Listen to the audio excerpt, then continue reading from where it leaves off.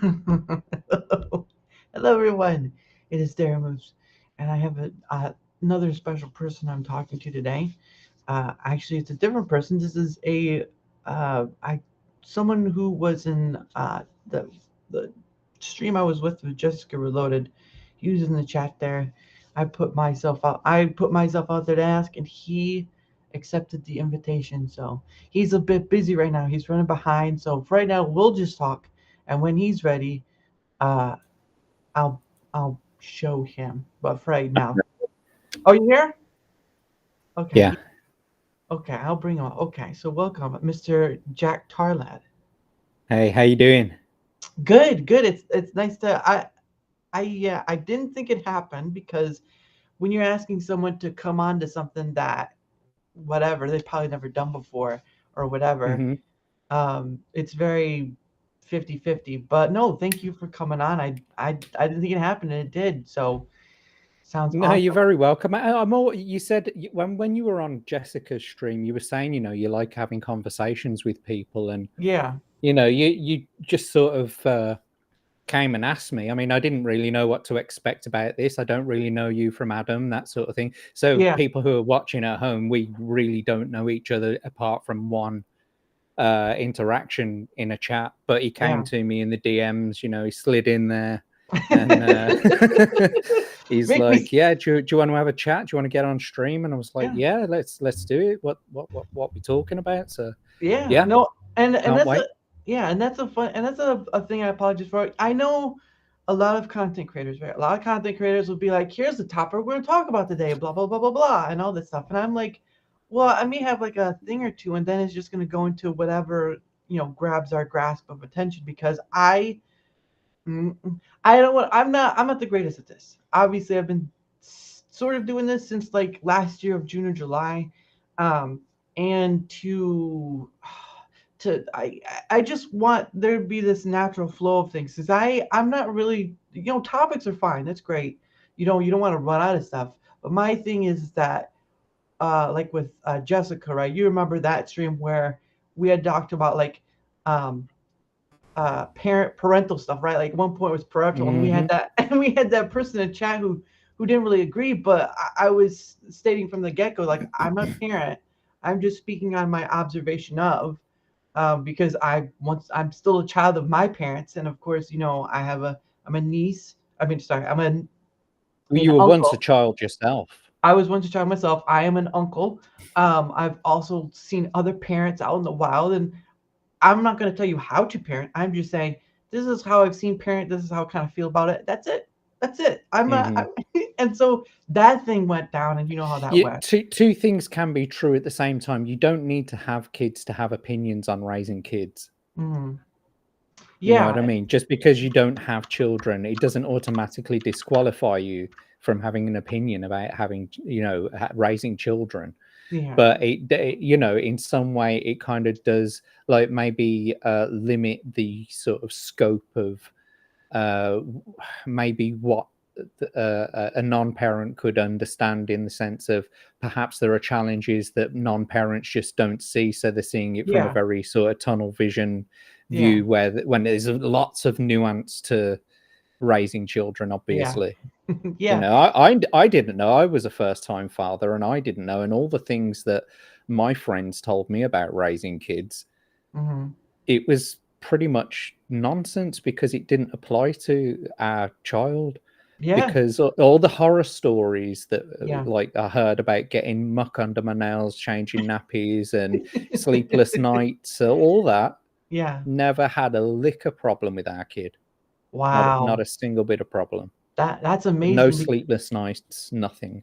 Yeah, and that's amazing because that's also I think what plays into like the huge thing now is the whole uh, people are having less kids, whatever. And part of it is we have you do have parents who kind of joke around with that stuff. That's sort of the one of the things, but there is a thing where it's not. It's less of a joke and it becomes with this prism where we say, oh, now children's are a burden. Now children's this, and you start twisting this prism enough, and people will only see that because um because then they'll start it's like breathing in different Well, kids it's a coming out. stereotype because the majority of babies are like that. The Yeah, yeah, yeah, majority of babies are grumpy little bleeders that just want yeah. to be fed and just poop machines. Do you know what I mean? That's Yeah. all they. That's all they know. That's all they can do is just lie there, accept a tit or accept a Yeah. bottle in their mouth, and Mhm. poop into the nappies that we put on them, and that's all they know until they, get that cognitive ability, till they start growing that cognitive ability. Yeah. And so and every child has got a different personality. Don't let anyone say that a baby doesn't have a personality, because they Mhm. certainly do. Every single baby has a different personality, Oh yeah, and yeah, ours was just lucky. yeah. We us personally, we were just lucky with our child, because like I said, they were no trouble at all. Now Yeah. that they're able to talk a little bit more and Yeah, back no, answer, yeah. No, and that's the fun part. it's a little bit different. Yeah, that's what I feel like, or think like that. What There's a certain point where parents kind of, because I'm going over myself. You don't know you'll be a parent until you are. That's just how it works. That's how it always worked. You can get all the advice in the world. You can read all the books in the world, which sometimes are helpful, sometimes not. But the thing of it is, you never know until you get to that point, because you have to be there in that moment, and you have to grow up with it, right? Because you're still, I mean, at that point, you've grown up from child to adult, and then you're going adult to parent if you choose that route. And it's can be fun, scary, exciting, everything. I mean, I've had to watch, family members and stuff when they're real young, and you're always worried about, what if they knock into this? What if they fall into this area? And there's always going to be those worries, which I imagine every parent has. But for the discretion of what we were on Jessica's stream, it was like, I can't remember the lady's name, but she acted as if I was speaking, as if I was trying to be a parent or whatever. And I was like, I understand that. I could put myself in the position of, this is what I see from the outside, because that's all I am, right? I'm the outsider to you. But I can go on my, what is it? I can go on my stuff of, being a child of parents, being an uncle to kids who have parents. Yeah, you Seeing, still have child like maintenance knowledge. yeah. You know what I mean? It's that you were a kid. Mm, At one point you were a child. At one yeah. point you did all the things that that kids try to get away with. Yeah. And you've seen your nieces or nephews or cousins do it Mm, also. yeah. You don't have to have kids to talk about raising kids or have opinions about raising kids. Yeah. It's I didn't understand that logic myself Mm, when it was sort of going on. Jesse's yeah. a bit funny though as well, like because that was a mod. That person was a mod in their chat, Oh in yeah, Jesse's yeah. chat, That was, and she just took it straight off. yeah. No, I saw that and I was like, I'm gonna stay out of it, because I wasn't personally angry at, or I wasn't upset by it, because it was just like, No, yeah, it was a flop bait. And for me, it's like, there's gonna stuff I'm not gonna know. Obviously, I'm no expert, but that's where again, the having the conversations, that, because when you take certain subjects, like for me, it's like the you have so many content creators who talk about what's going on in the day, and they constantly talk about what's going on today, the news and stuff. I'm like, okay, that's fine. Obviously, there's something you could choose out of it, but for me, it's like, there's one stream I did, and I was talking about different stuff, and then I came to, like, what I was telling Jessica was the Tickle Me Elmo, which is like, I remember mm. that being a thing back in the day, and it was just something that came up. It was We like, got our daughter a Tickle Me Elmo. really, how Yeah. how long that last? Um, she was completely freaked out by it on first sort of appearance. She wouldn't go anywhere near it, and Oh like it wow. kept, yeah, she was really sort of adverse to it. Mm. And it took about 6 months to actually, sort of wean her into using it, because we wanted her to use it because it was a Tickle Me Elmo and we'd paid for the bleeding thing. Do you know what I mean? Because she loved Sesame Street, and Yeah. so she's watching Sesame Street all the time, and we got a Tickle Me Elmo.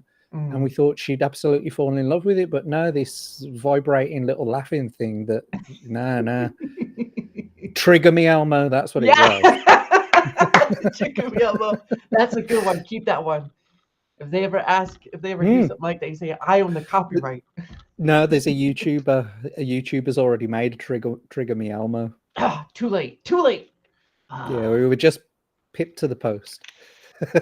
So the one question did want to ask is, well, one of many, but the one I is your username. How'd you come up with that? Because that seems like a multitude of things mixed together, but I might be wrong. Well, so it kind of comes from the fact that I enjoy sailing. I used to work on a tall ship back when I was a young boy, and Wow. yeah, and so it was actually an actual Dutch pirate ship back in the 1700s, but Jeez. obviously the people who owned it now, that they did it up for just sort of like going out and seeing dolphin tours and stuff like that. But it Yeah. still had all the rigging, and it still had all the masts and everything. You know, we used to get them to swing off the yard arm, etc. You know, they could swing out Nice. into the sea, walk the plank, all that kind of stuff. You know, Yeah. so yeah, I used to work on a tall ship, and I've always liked, you know, pirates, sailing, all that kind of stuff. And anyway, so a British tar is a Mhm. soaring soul as free as a mountain bird. You ever heard that song? Well, It's a Gilbert and Sullivan song. I think it's from the HMS Pinafore. well, And I so it haven't. explains Sorry. what a British tar is. And Mhm. so a Jack tar is Oh. a British Navy sort of it's an old name for a British Navy person. And Oh. if you were a young Jack tar, then you're a JackTarLad. And Oh. so that's where it comes from. Wow. So I apologize because I spelled it JackTarLand. So I apologize for Yeah, I've had that that. before. Don't worry. So, I've but had no, people that's call me Jacktard as well. So well, that's because they wanted to be mean. That's why. Really, that's maybe. what. But I've no, been that's called Jacktar Baby as well. So that just doesn't work very well. It's just weird. Very well, weird. Tar Baby, it's in their predictive text. They're racist, something like that. I Oh, don't know.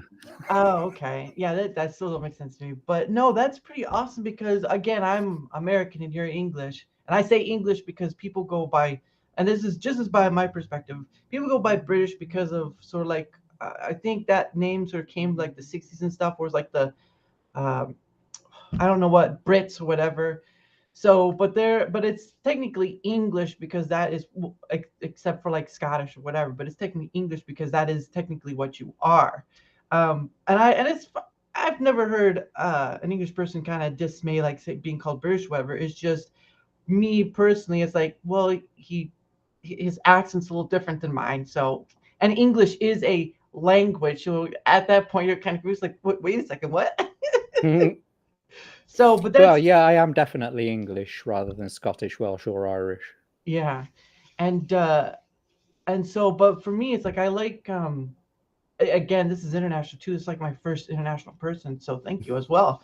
But the thing is, I get to like learn from your perspective of your world because Hmm. you're across the pond 5 hours ahead of me, and I kind of had to figure that out a bit, but I got there. I got there. In the future Um, times. and future time, yes. So when you experience New Year's Day, I'm still behind you. I'm still dragging. So get Hmm. on with it. That was Um, the beauty of it. I mean, so on New Year's Eve, I mm, managed to spend the New Year's with my family, and then I nice, was able to get online as well and spend it with some American buddies. So nice. So yeah. so you're not you are asked by other content creators to come on and come to the show. So I know you talk about the one you're going after this, or not two right after this, but later. So you do get asked on, but for someone just to pick you out of the blue who don't even know them, it's kind of a rare thing, I would think. It is. Or I mean, I've been asked by content creators that I'm not necessarily familiar with or have been affiliated with before. mm, But for example, um, the show Star Trek Engage on Samil, the infamous's channel. I don't know whether you know of that, but I was on that recently, and I mm, actually really wanted to go on that show because I love really Star Trek, absolutely love Star Trek. nice. And so I reached out to them, you know, and I just says, you know, like I'm an absolute nobody, you know, I've got Yeah, such low subscribers and follower count, but I would love to get on this show. And so I guess they saw the other things that I'd been doing, I guess, like other streams that I'd been on, and they said, yeah, no problem. And I really boned up because the week before I was gonna go on there, they did a stream and it was kind of really sort of serious and in depth. And I said to myself, wow, these guys knock me into a cocked hat when it comes to Star Trek, Star Trek knowledge. I'm gonna have to really bone up. And when I got on the stream, that's not what the show was usually like at all. It was usually really sort of cut and loose, and it's like joking about stuff, and it wasn't as in depth as what the last episode that I had seen. Right. And so and they were happy that I just fell straight into taking the mick out of the show. And yeah, it was a great time, and I can't wait to get back on as soon as they invite me on, of course. Yeah. But yeah, so like basically I'm a bit of a stream vagabond, if you will. I like to go from stream to stream. I hardly put out any real content of my own. Yeah. But you see, the thing is, I hate talking to a camera all by myself. Oh, I know. I really hate it, and it sounds false. It seems false. It seems all like forced, robotic, that kind of stuff. I can never pull it off. If I'm like now, for example, because it's all coming off the cuff, it's all running off the top of my head because we're talking about stuff. Yeah, it comes more naturally. It just flows off the tongue. People get to see my actual personality. When I write a script and I have to sit there and I'm reading it, and then like later on I'm editing it, I'm cutting out all the crap, all the detritus, you know what I mean? Yeah.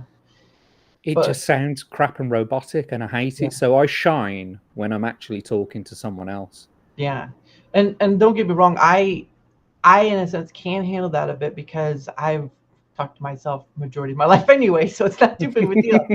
but the thing is you tend to bounce a little better off someone who's there, because one, the thing can keep moving forward. You can just throw anything on the wall and see what happens. I mean, it doesn't, for me, my thing, and I'm guilty of, is that I've grown little by little, and I'm more on Rumble than YouTube, obviously. But the point of the matter is, I kind of have to hold myself back on looking at that stuff and just have fun with the conversation. Not that I'm not doing that.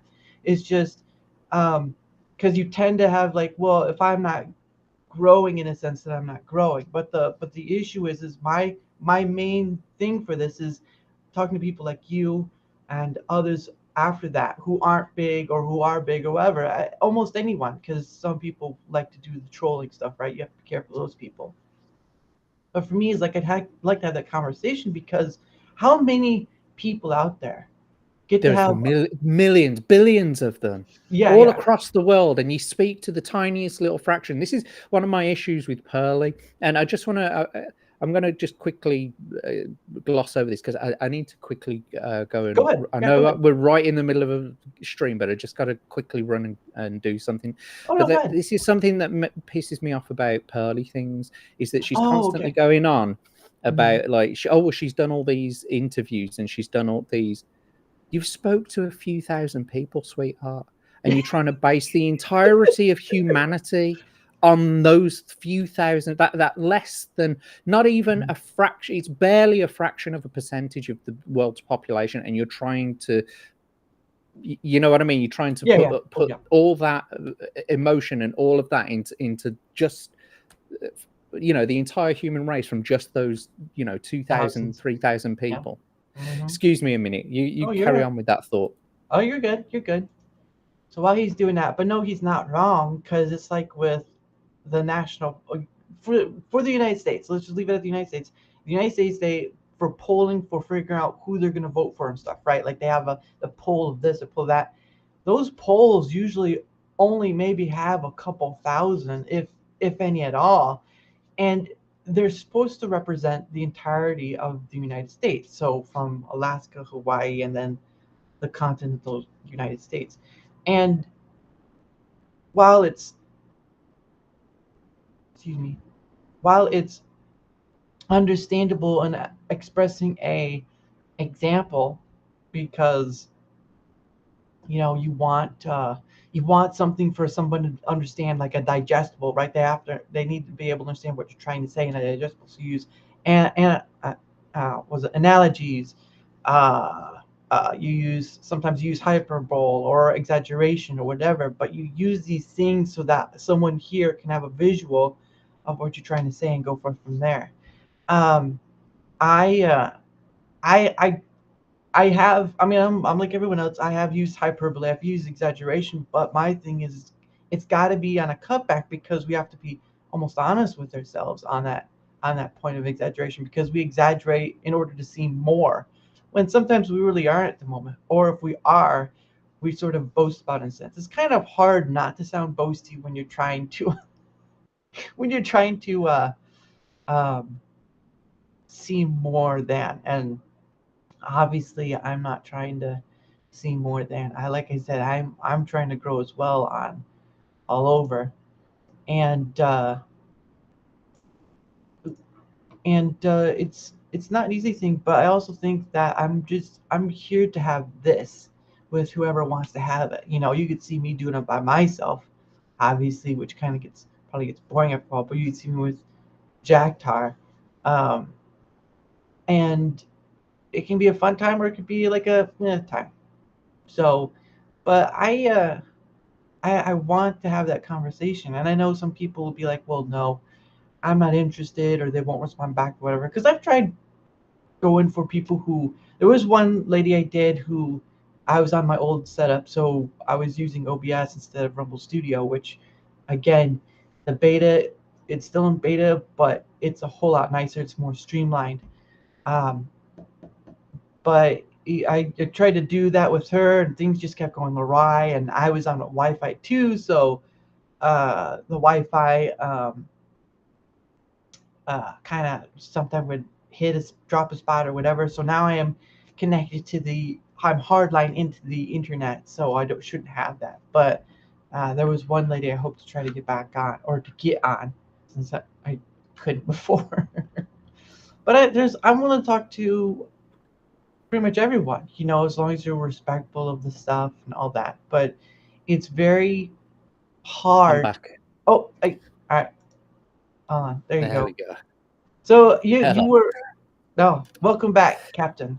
Um, but no, but yeah, it's like you were saying with pretty things. It's with the United States, right? They have a poll that they do for like who's going to vote, or whatever, or some type of thing or whatever. But those pollings only go up to like a couple thousand people or so, and they try to make it as a representation, which isn't really correct, but it's impossible to do a national poll. It's just no way. It is really no Yeah. way. And Well, one of the things that I like to do when it comes to her mhm, is whenever she's spouting facts and figures, right. she's it's like she works in the UK and she apparently lives in the UK, but she's Oh, often talking to America. Yeah, she lives in London, oh wow. so she or at least she had been, and Mm, so when she spouts these facts and figures, I'm thinking to myself, well, where are you talking about exactly? Are you talking about worldwide? Are you just talking about, England? Are you talking mm. about the US? Because I imagine that's where the majority of your followers are in the US. Yeah, probably. Yeah. And so, who are you talking about when you say like divorce is on the rise, marriage is on the decline? Mm, Who are you talking about? And so, one of the things that I like to do is go to the Office of National Statistics mm, because they actually do have data based on the census records, etc. So that right. everything's done by ethnicity, age, Mm, sex, marital status, you mm, name it. It's in this. It's in this data, mm, and so it's really easy to just, and that is a representative of the population because mm. it's like all like 68 million of us, I think it is now. Yeah, that's what it's representative of. So it's 60. I mean, it's not a patch on the United States. The United Yeah, States have got way more people there than we yeah, have. yeah, yeah. Well, you. I wouldn't know if I could call the UK an island, but you are pretty close to that remark of because you have Ireland is on its own, right? You have Ireland, and then you have Scotland and England connected on the same arena. So you And Wales. and Wales. Oh yeah, that's right, Wales. Sorry. I just think of the big three when I think of the UK. So but I forget Wales is part of that too. And you have the Welsh as well. But yeah, I wouldn't really know how to classify that because you can't be called a continent because you're too small for that. But maybe an archipelago, maybe I don't know how they No, classify. so Great Britain is an island, and Okay. Ayr is an island, Mm. and so Ayr is the island next to Great Britain. Oh, okay. So that would be Ireland. Yeah, Okay. Yeah, because you're two separate things, but you are connected in a sense. in a Yeah, sense, Northern yeah, Ireland is connected to the United Kingdom, yes, but that, Southern Ireland is not connected to. yeah, They're more, aligned with Europe. We're not in the European Union anymore. They okay, are. They've even got the euro. wow, yeah, no, Yeah. I know the tumultuation of the UK and its own history with, you already have movies like what is it, um, Braveheart or whatever, the William Wallace stuff. Then you have stuff with like I believe it's the 1912 uh, rebellion. I think it is. I might be wrong. I might be wrong. It was the Irish Rebellion or something like that. And this whole tumultuous that you guys have over there as well. The only reason I know that is because what is his name? Liam Neeson Mm. went to Notre Dame and he was showing off a documentary of that. So I never saw it, but the thing of it is like with any country, we all have our historic past or whatever, and you guys have quite a long history of a long time.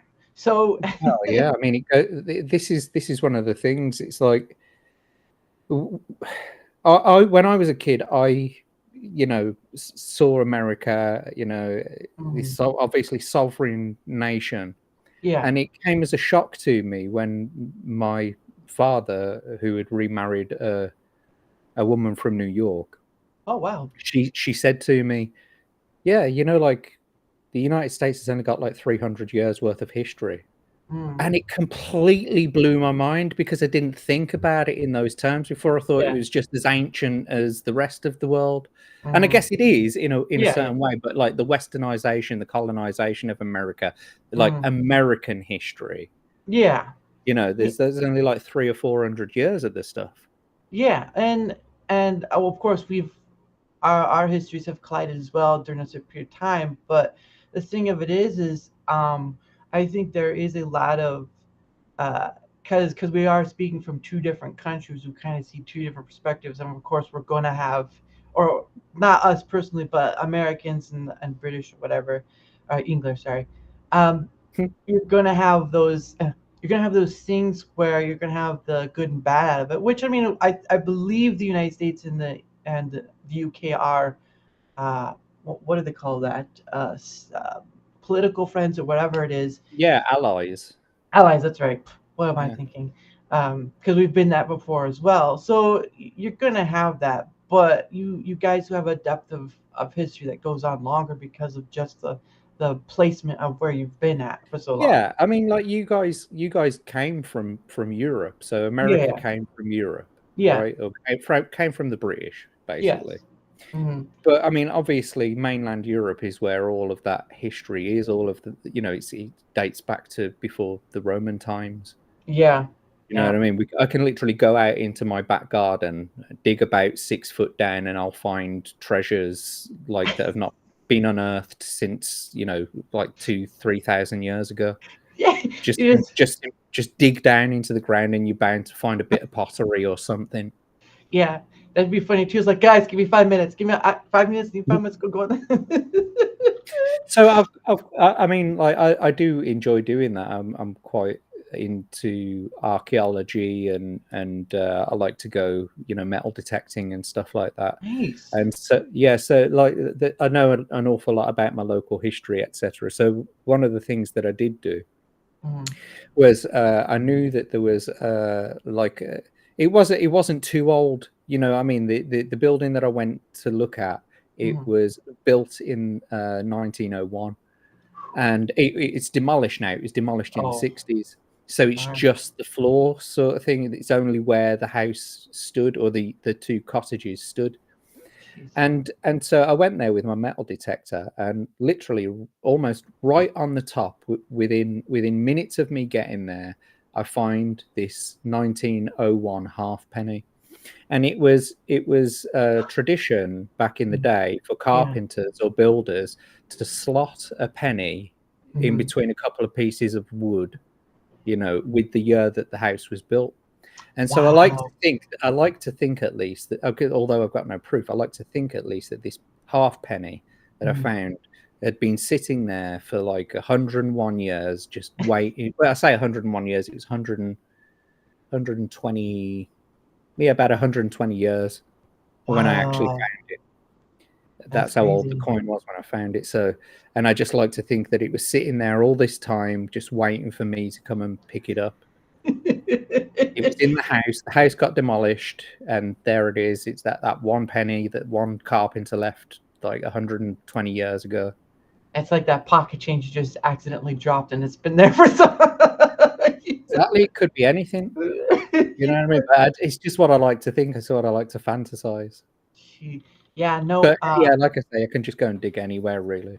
yeah, no, and I've seen I think on YouTube there are some groups or whatever, and there was a show I saw that had metal detecting and whatnot. I can't remember the name of it, but I do know that historical wise, you do have groups that go out to the countryside, and they dig up like these old Roman areas, and so it goes to show what you're saying, that part of Rome had been there to some degree. Um, and then but then again you have all this stuff like coming towards after the war and all that stuff too. I think there was something I read where there's a door that was made like 900 years ago or something like that. It was like a very wooden door in a castle. This is almost 1,000 years old, I think it is. At least that's what they say. I don't know. I don't remember where the Yeah. place it was, but yeah, that's I always don't so. know anything like that off the top of my head, but I Yeah, mean, if you've heard about it, it probably does exist somewhere. yeah, I I mean, like wish. one of my local parish churches is an original Anglo-Saxon church. Like the land that it stood on is an original Anglo-Saxon church. Wow. So then obviously the Normans came along, and so the church itself is built in the Norman style rather than the Anglo-Saxon style. But Interesting. nevertheless, a church has stood there since the Anglo-Saxon days, and Nice. so if you go and look, and this is one of the beautiful things about the internet and Mm, modern technology, is that now we've all got access to things like declassified aerial photography. And mm, one of the beautiful things about that is the fact that back in the sort of war times when they were doing aerial reconnaissance of our land, yeah. there was no buildings, there was no houses, it was all farmland. It was all really small towns apart from the big cities. Wow. Where I live, for example, it was Oh, just farmland. They only built these sort of suburban housing estates after the Second World War because there was overspill from the Second World War being displaced from the city, etc. So they built cheap housing on the outskirts of the city right. and Yeah. took up all that farmland. So where was I going with this? This hit the aerial Yeah, photos. yeah. The beauty of it is the 1940s and the 1930s aerial photographs. They show the farmland as Hmm. it was back then with no houses. And the reason why that's important is because you can see like crop marks. So you can see where buildings have actually lain in the floor, where the crop marks are. So where the crops grow in the fields, you Yeah. can actually see differences in the patterns. And usually underneath those patterns, if you dig there, or if you do sort of a geophysical survey of those areas, you'll Yeah. see walls or boundaries or things of interest, basically. So that's Wow. one really good way for amateurs to be able to go out into the countryside and just look for stuff, basically. Go and look at some old photographs of your local area. Hmm. Yeah. And see if there's any strange patterns in the farmer's field. Go and ask the Hmm. farmer if you can go and dig there. Right. And Permission. jobs are good. Yeah. Yeah. And then you're digging up history. Yeah, and that's pretty awesome because in the United States, it's kind of far in between because there are just certain areas. But keeping history is another thing, though, because it seems like, especially with nowadays, you can just take a line out and have that be that. So it's very interesting where uh, for now it seems it's better to have a hard copy rather than try to keep a copy because it can just almost anyone can take. You have like Wikipedia, for instance. Wikipedia, you can just edit if you're in there, depending on. Yeah, I mean, granted, it has to be cited, but the point is that if we can all get someone to collectively agree that something is correct, even in the absence of direct evidence, then that's what the truth ends up being, and Yeah. that's a very dangerous thing very dangerous precedent to set. For example, there are thousands of depictions of Ptolemaic Greeks, for example, yet people believe that Cleopatra was black. Yet she was obviously, Macedonian. Yeah. No, and the same goes So, for quit. and Was this it? this is in carvings. This is not. It's not just like we made it Yeah. up in our fucking heads or something like that. Yeah. There's actual empirical evidence to support the claim that she Yeah. was from the Ptolemaic dynasty. Yeah. Well, Documents and pictures. and it's the same thing with I think it's what Queen um, Anne Boleyn or something like that. They have a Anne show Boleyn, up. yeah. Yeah, they had a show, and they made that queen black, and I was like, Mhm. that doesn't make any sense because the majority. Henry VIII had jungle fever. That's what it was. Yeah, he had a lot more than that. Um, but it's sort of this thing where it's kind of like even back then, majority of the English and all that were and Scottish or whatever were white. You don't have like the India, which at a certain point the British, the English did have a spot in India until that went away. Because you guys used to be a big empire of owning a whole bunch of different other places until you started giving it up to some degree. Well, we were good at war and we were good at that kind of stuff for, Mm-hmm. centuries. Mm-hmm. And obviously, when we came into like the sort of post First World War Mm-hmm. age, I think that's when the imperialism started to settle down a little bit. We were Right. still very imperial in the early Right. 1900s, but Mm-hmm. I think it started to die down a little bit after that. We've still got Commonwealth countries, Canada. You know what I mean? Who's one of my friends? He constantly takes the piss because he says, "How did Britain lose a 13 colony lead?" And I say to him, "He's still your king too. So shut up." Well, and the funny thing is that I think the last thing that the English the English kingdom, whatever it's called, gave up Hong Kong. I believe it was. It was a uh, Well, we actually purchased that. We rented it. oh, I didn't know that. Okay. Yeah, that was more like a rental agreement for 100 years. So once Oh, we'd actually finished the rental agreement, that was it. It was now back to the China. Chinese. Yeah. Okay, yeah, because I again, because you had India, you had that, you have some. I think it's either you guys or the French to have some in like the toppermost part of Africa.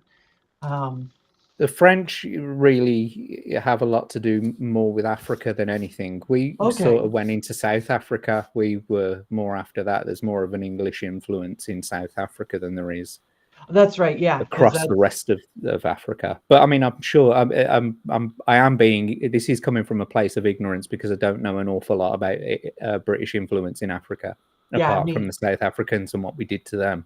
yeah, neither do I. It's And that just was going. brutal. Yeah, no, it's not a pretty. It's not all of either America or English history is pretty because that's just the way human nature is, unfortunately. So I do have to ask, when was Queen Elizabeth coronated? Because I think it was early Which one? 1900s. Your recent queen. Sorry, Queen is it Queen Elizabeth II, Well, right? it's is it 1945? or 1940 something. Let's have a quick look. Yeah, I personally don't know. I know she was coronated. She had to be coronated at least during around the First World War. Hang on, Queen Elizabeth II coronation date. There we go. Thank you, Internet. 1953.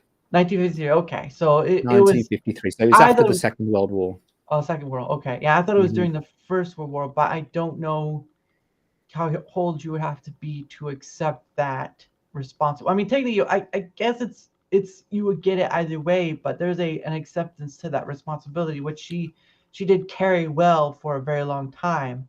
Because I mean, gosh, when you're that old, she's Bro, like in my lifetime, I yeah. have only ever known one monarch. In fact, in my grandparents' lifetimes, they only ever really knew one. Or no, not my grandparents. They might have been actually alive when George was still on the throne. Oh, But my okay. parents, for example, they all their life they only knew Queen Elizabeth as their queen. And Wow. so like the almost the past century, almost the entirety of the past century, there is an entire culture, and there is comedy and music and all sorts that has been inspired by that woman, because it's all we've known Yeah. is her Yeah. being our queen. And realistically, her dying and Charles taking the throne, when that happened, it was, for me personally, like I had this feeling inside, like, Yeah. this is it. This is the changing of the times. This is the end of an era. This is sort of like the death of Britain as we knew it. And it really is, as far as I'm concerned, it is the death of Britain as we knew it. That no one's ever going to hold the same gravitas that she did, and the same grace. And Right. she was just, she was a really good monarch. Yeah. And I know I don't think that it holds the same powers it used to anymore, because you guys have a prime minister. So, but there is still a way to hold a power. It's just not in the same sense of like, before, a long time Well, ago. parliamentary bills still have to pass royal assent. She could veto them right at the last minute, or Oh King wow. Charles could veto them right at the last minute if he so Okay. chose. Okay. Yeah, because I know It's not happened in a while.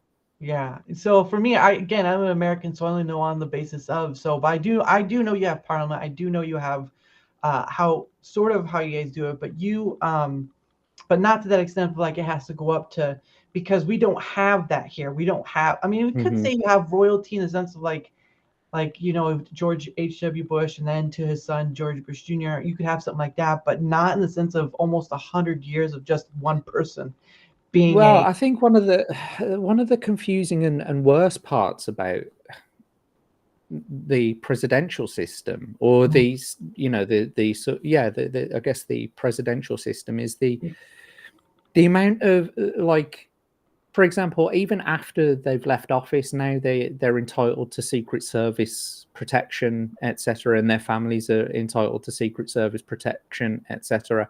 And that goes for every president that has ever lived. Yeah, still alive. Do you know Yeah. what I mean? I don't get that. That's taxpayer money. It's like, look, no offense, but you're not the most important in America anymore. You were, but now you're not. So why are you still getting all this protection? Why are you still getting all these perks? I don't get it. Who's paying for that? Yeah. Well, I could say that in a sense it's could you if you had someone like someone who got almost assassinated like Ronald Reagan, you have those people who could hate on those, which is understandable since you'd want to make sure that, because an ex-president, if they had no Secret Service, I wouldn't doubt that they would in some way get killed, not too long after, because that's how much of depending on the view, how much of importance they were. Yeah, but I mean, Ronald Reagan, for example, was a traitor to his country, so he should have been executed anyway. Yeah, it's history before my time, so I haven't looked into it. You But don't know about Iran-Contra? I've heard of it, but what was the movie that came out? There was some sort of movie. Oh, that right. It was one with Thomas. No, not Thomas. Tom Cruise. He was playing a guy who was delivering from, I think it was Colombia to America, and it wasn't. He was doing it for someone else, whatever. So I can't remember the name of the movie, unfortunately. But I remember hearing that in that movie about it, and that was when someone with George W. Bush was his vice president, I believe, during that time, Is and then he that became right? president. I believe so. Yes, I believe he the not George, not the one like from 2000. His father. No, no, I get it. Yeah. Yeah, yeah. The senior was, I Hmm. believe, the vice president Desert for Storm Reagan. 1. Yeah, Desert Storm one. Yeah, the he was the vice president of Reagan on Reagan's last term, and I believe that's where that happened, was the Iran Contra thing, and that's where I remember hearing it from the movie.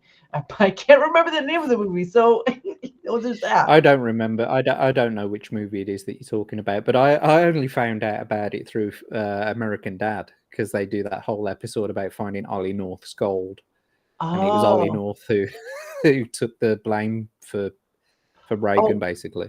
yeah, and that's probably the person who was the sort of the drug mover back and forth between Colombia and the United States. And that hello. But I mean, How again, you it's doing, Rosales? yeah, but again, it's not like it's the United States is not guiltless. It's never been guiltless. It's just you're Neither is the UK, man. Oof. yeah, but the thing of it is, you are dealing with human nature at its basic form, right? Like we talk about voting, or however they do it in UK for a prime minister. I don't know, but for the US, um, they do every 4 years. They do the voting, and then of course the voting for senators and all this stuff. But the thing of it is, you're still dealing with human nature. And when human nature gets power, you either have someone who, on a very rare basis, will use it wisely, even though wisely is subjective at that point, or you'll have someone who's sort of sly and all this other stuff. So it's very convoluted and again, we could go back to the system before where it was like you'd have a king who would either take over or was part of the family, like the UK, or it would just be someone who killed that king and took over and showed off strength. So you don't have all this stuff, but it hasn't really changed much. It's just people presumably giving up power to bring this person in and change stuff. When in reality, you're not going to change anything unless the whole group does it together, because that's just how it works, you know. Um, There are ancient writers who have written things that we can read from thousands of years ago, and they right. describe things precisely how they are right this very moment, In a because different sort of nothing aspect, has yeah. changed in thousands of years. Right.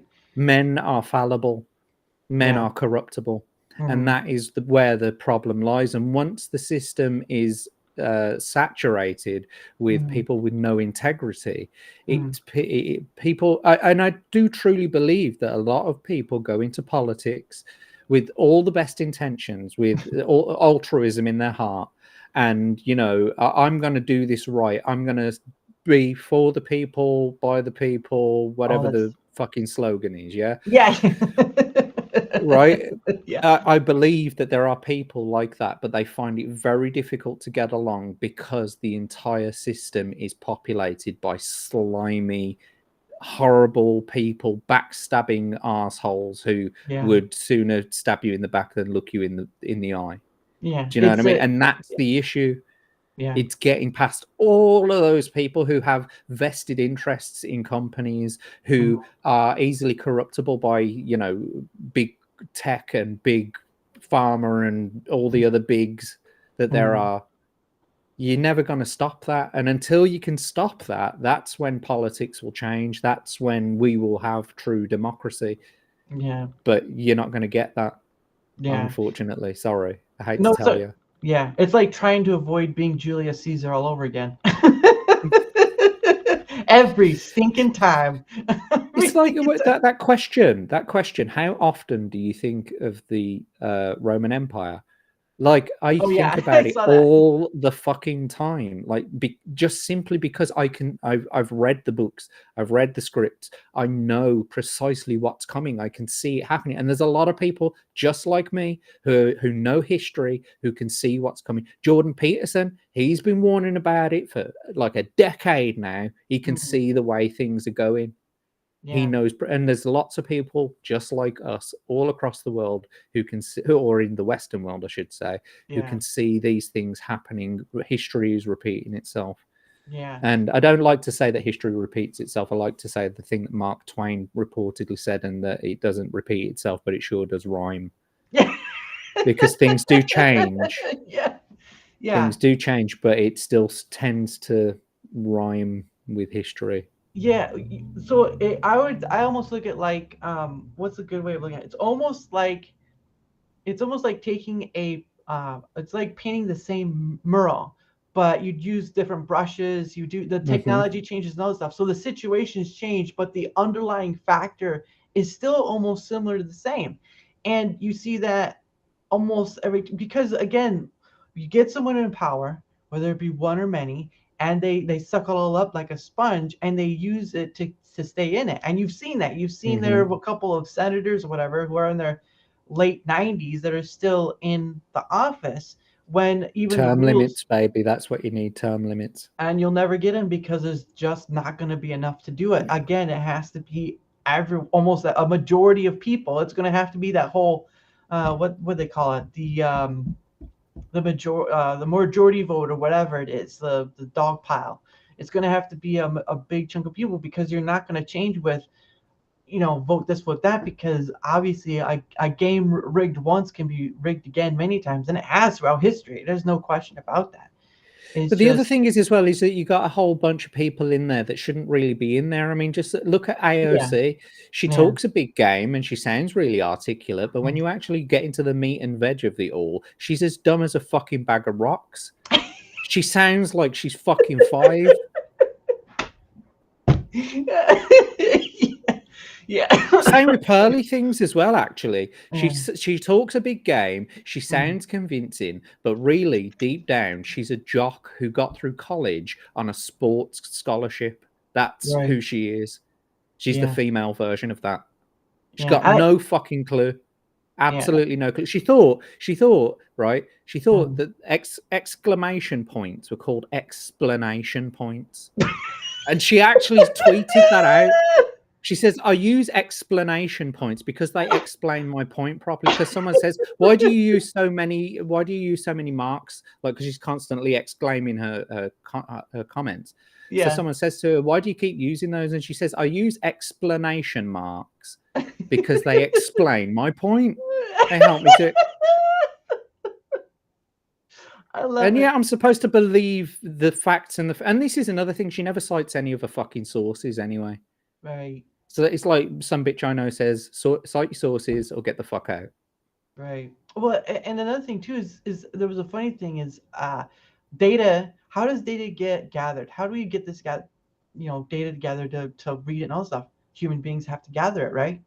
Well, don't all human beings have a certain bias towards? I mean, you can't be purely scientifical, because there's always going to be a group of people that are going to be influenced by money or this or that or whatever, power even. So when you're trying to talk about this data about divorce and stuff, well, who's taking in that data? Another human being This is. is the thing as well. It all comes down to integrity, and this is the biggest thing missing in today's society. It's the integrity to be able to admit when you're wrong. Mm. Like for me, for example, there have been times where I've gone away and researched something because I thought that someone was talking complete bollocks. Yeah. Right. And then I Mm. went away and researched it with all that bias in my head. Go, yeah, I'm right, they're wrong. Clickety Yeah. clack. And I looked at the hardcore census data, and it turned out they were fucking right. And you have to go back and you have to say, do you know what?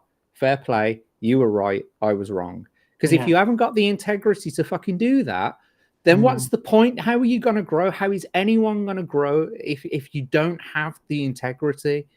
Mm. You've got to want to be better and Yeah. to not spread falsehood and to not, just there was someone who I was dealing with on Twitter the other day having a small stupid argument about it was a phrase that they used basically, and they Mm. didn't mean it in the context that they meant it. and it Mm. just sounded stupid the way that they'd spelt it. But they were doubling down, going, well, no, I spelt it this way because this is actually a saying. And it's like, yeah, but that saying doesn't make sense in the context that you used it. What you actually meant was Yeah. this. Why don't you just take the fucking L? You know, we're all adults. It's not a problem. I'm not going to like keep going on about this. It's just Yeah. you're doubling down, and now you need to be called out about it. Yeah. Do you know what I mean? It's like I'd have shut up if you'd have just gone, yeah, all right, you're right, fine. I'd have Yeah. shut up about it, but you didn't. Now you're doubling down, and now I've got to call you out. Yeah. And that's a understandable thing to call someone out, but I do think people tend to let that keep going, let that keep festering, and the point of walking away doesn't come to their mind because there has to be a time, even on the internet, where you have to stop and walk away because it doesn't do anything.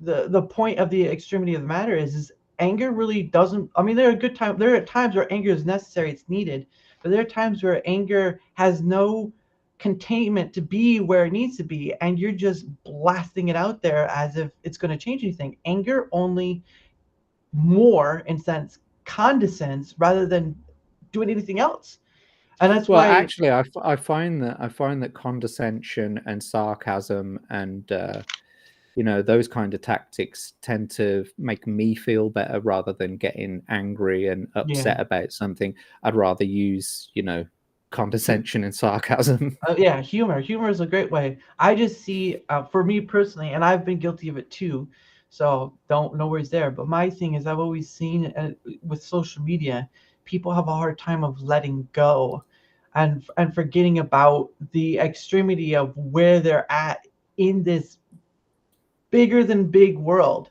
I'm talking beyond Earth, all right? Because you can say what you want about whether there's life out there or not. That's a different story. But the thing of it is, you tend to forget that this small world we keep connecting on, which is great, but it has its issues.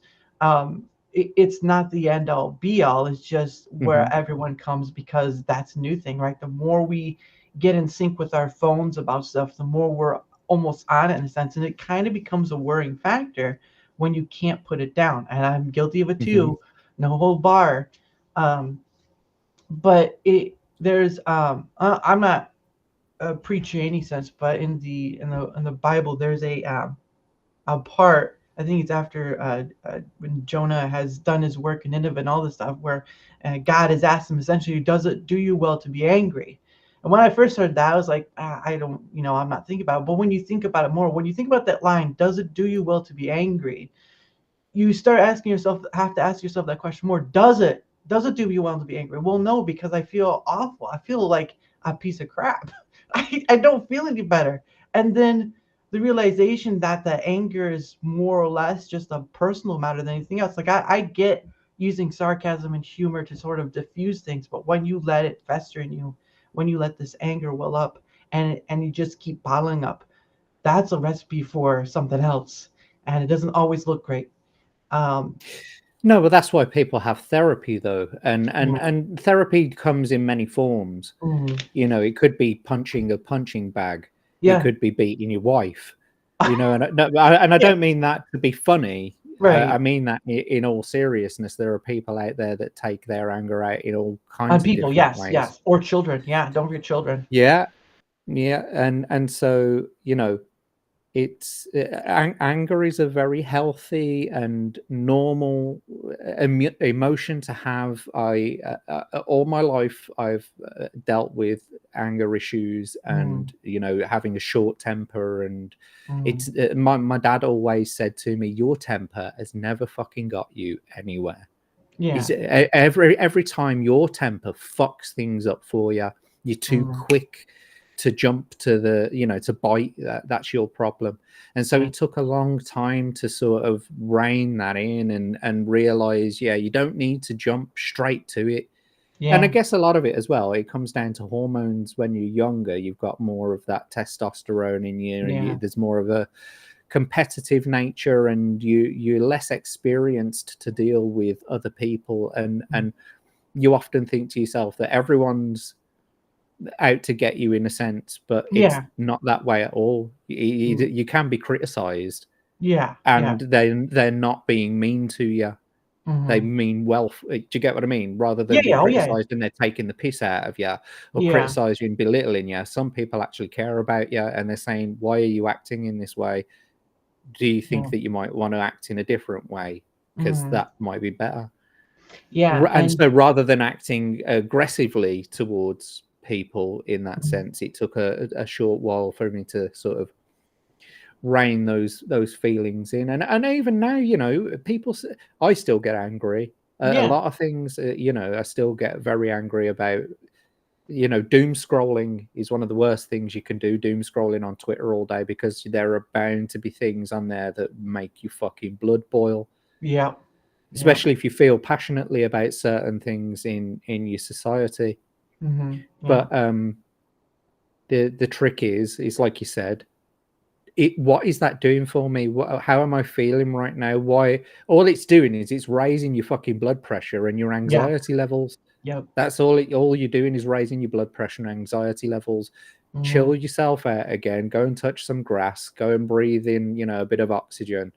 Mm-hmm. Everything will be fine in a minute. You can Yeah, just scroll past it. yeah. And that's the funny thing is you have to take yourself out in order to come back. Not come back to that, but to come back as an individual. Because I'll tell you what, it's like with what was it a long time ago, Candy Crush, right? Candy Crush was like a big, yeah. And but you would find so many people being addicted to it, and you kind of just Mm, have to put down the phone and walk away, or delete the app altogether. You have to be able hmm to come back, because there are times where people don't, and you end up having to find it harder and harder the longer you go on, the farther away you go. Because the work gets tougher, right? It's like with people who are addicts to either drugs or whatever. The farther they go on, the harder it can be. It's possible. It's still possible, but it gets harder the more it goes on. And hmm uh, I, But I mean, there are biological reasons for that as well. For the way that synapses form, etc. And once you start programming your brain to, once your brain has formed that synaptic path, mhm, you often just go to that thing. And if it's a negative learned behavior or whatever, then you. That's why people often doubt themselves, even though people have not said anything bad about them, because they just tell themselves shit things about themselves. yeah, No yeah, one else has said anything to them, but they believe for some reason that they can't do this thing. And it's this mhm, learned sort of behavior, you know what I mean? It's like you just constantly programming yourself. Oh, I could never do that. Oh yeah, no, that's way beyond my belief. Oh, that's way beyond my ability. yeah, I'd never be able to do that. And it's just programming your brain to act in a negative way. And what you got to do is you've got to try to reprogram the synapses to think in more positive ways, more constructive ways out of situations. yeah. No, you're not wrong. Because it can be a challenge that can be a worthwhile moment that can push you forward, or it can be a down spiler, which sometimes what the ultimate result ends up in being, which is kind of a sad thought. So before I go on, are you okay for a little while longer, or because it has been an Yeah, hour? So absolutely. I'm okay. good for another 2 hours, really. Okay. Well, no, I just want to make sure, because people can only go for so long and all that stuff, and I really don't want to take too much. And I probably won't I'm be an in too. all-nighter, me, mate. Go all fucking night. Well, I won't be on too long, because I have other stuff I have to do. But I am enjoying the conversation with. Again, that's the whole point of this, is to have this conversation, whether it be across the pond or somewhere within the U.S. or another country, whatever. The point is to. I've got a mind. He's got a mind. We're talking about things that we can relate to in some sense. When you were talking on Jesse's stream, I knew precisely what you meant. As soon as you was like, I don't want an argument.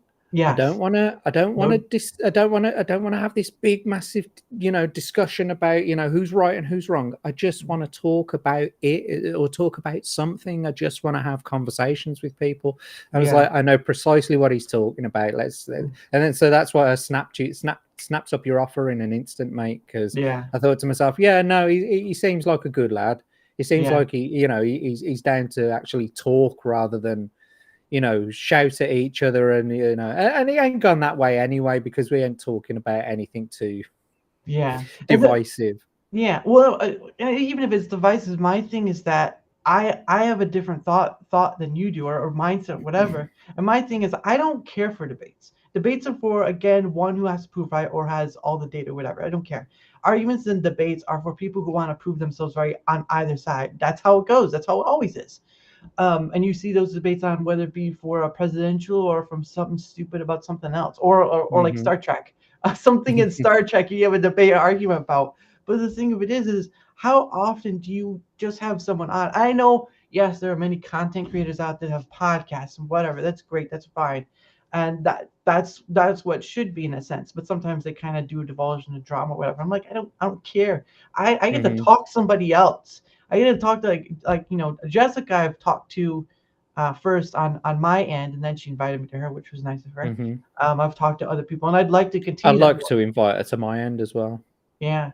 And I'd like to continue that on. It's just getting someone on to talk to is always the difficult matter because either they're unsure, you're could be talking to a content creator and they think you're too small. It's just I don't care. You just have to follow a few things, be respectful, all that stuff, and then we can enjoy just a conversation about nothing, you know? And what's more is that even if it is a subject that's divisive, the Yeah. whole point is you're going into a conversation in good faith, knowing that you could play devil's advocate even about it. Do you know what I mean? You Mm, don't necessarily have to side with the thing that you might be biased about. You yeah. could going into the conversation in good faith, just two people talking about a something, Yeah. and not necessarily having an overall opinion or a strong, staunch way that they believe in it. Either way, just coming together, talking about what it entails. You know, like I'm not gonna talk about this because I never ever talk about this, but we could talk about the war that's going on in the Middle East at the moment, and Mm, all yeah. all that kind of stuff. That's highly divisive, and but Right. as long as you're coming into it and going, no, you're wrong about this.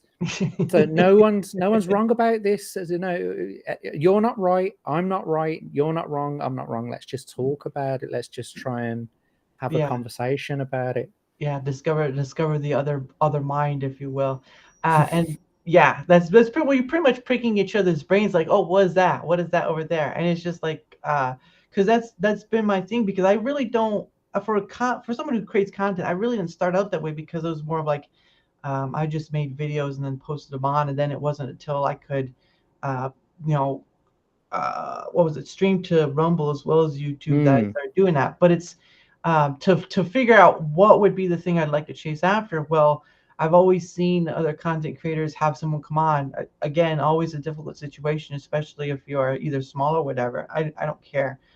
My thing is to bring someone on. And sometimes they might not be camera shy, which is fine. I'll take someone who talks at a mic. I don't care.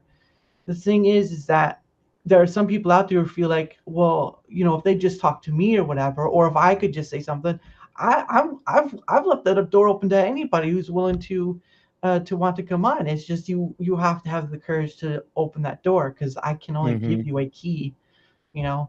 And I'm grateful that you answered the call. Grateful you answered the call, even though I've seen you on, it was Jessica's and I think Toasty's stream you've been on as well. I think. I don't know if you know what Toasty is. I don't know who that is, but I've Okay, it might be I someone else. Because I've seen you on someone I else's stream. yeah. So I mean, I've been on I've not been on Jessica Reloaded stream, but I have been on stream with her on Waifu Cron's channel.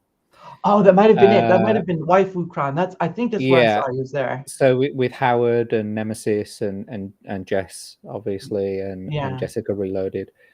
Um, but I mean, also I'm usually on weekly with the Common Nerd as well, Oh, and okay. I've been on like the Legion of Memers. Mm. Oh, that's I've right. been Yeah. on, as I said, Star Trek Engage. Nice. What else? I was on Words of Paradise the other week. Rosales, who was in the chat earlier, I've been on his show. He keeps inviting me back.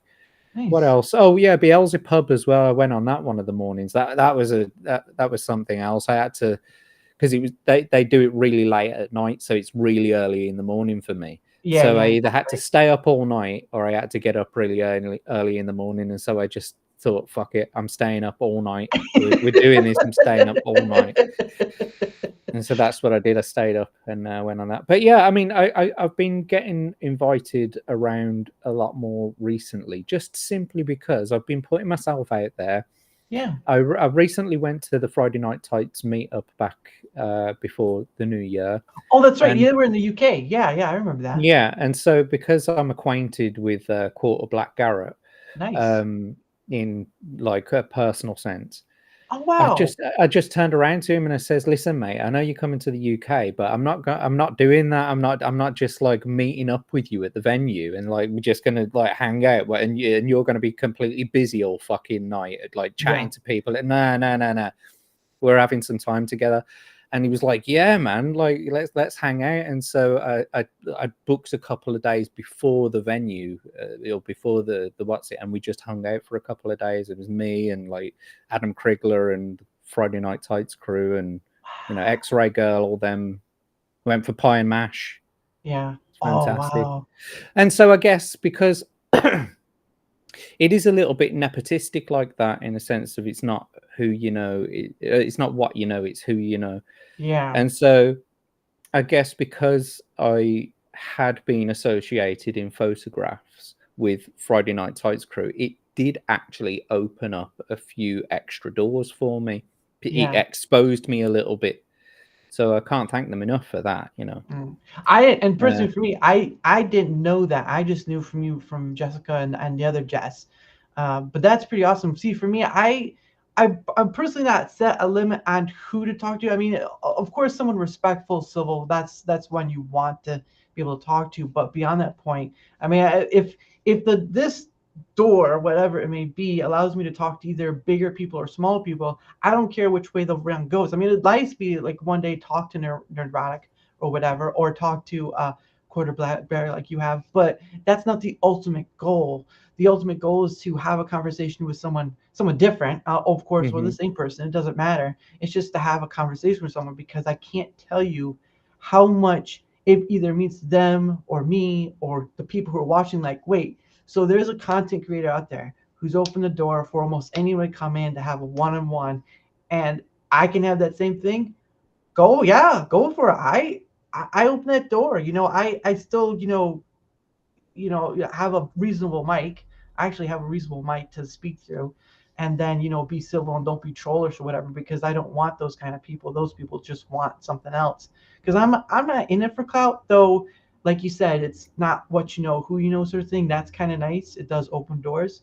But again, the It's ultimate. networking. What's wrong with Yeah, networking? yeah, there's nothing wrong with networking. I just don't want to be the person who appears like he's doing that to gain something out. I mean, the networking, sure, but not to gain an ultimate holdover or whatever, because the end result is just to talk to people, anybody.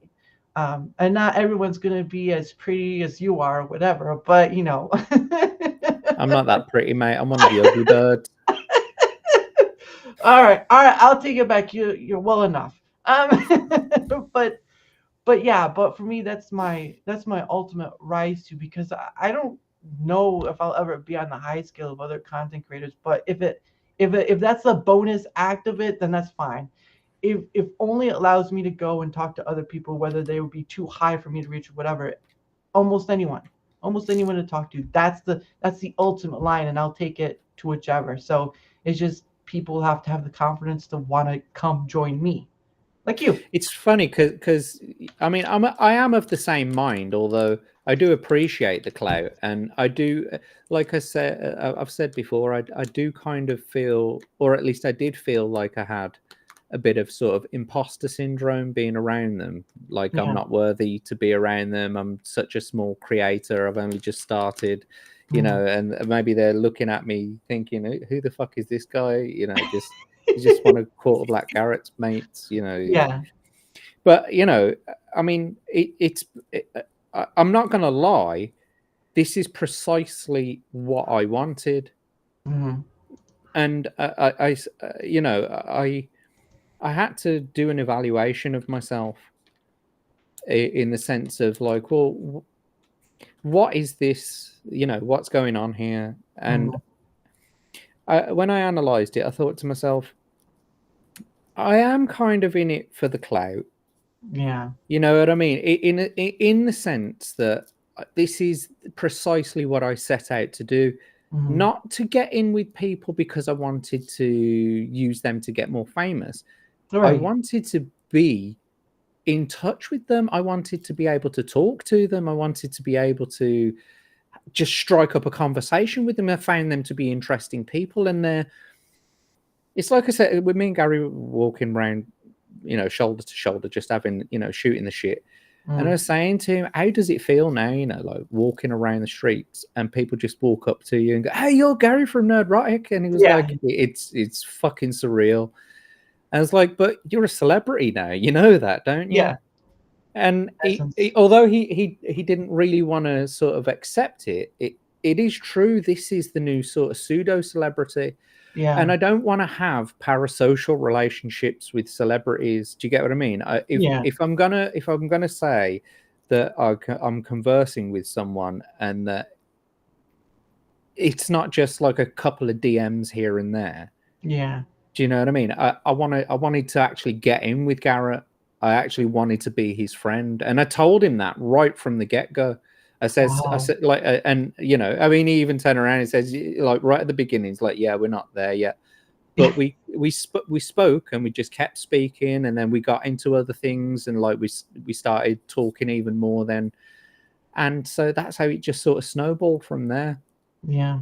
That's And awesome. so because of knowing him, Hmm. it opened doors for me to be able to speak to some of the other people. But it's like I'd love to be able to have a conversation with Az Yeah. from Heel versus Babyface.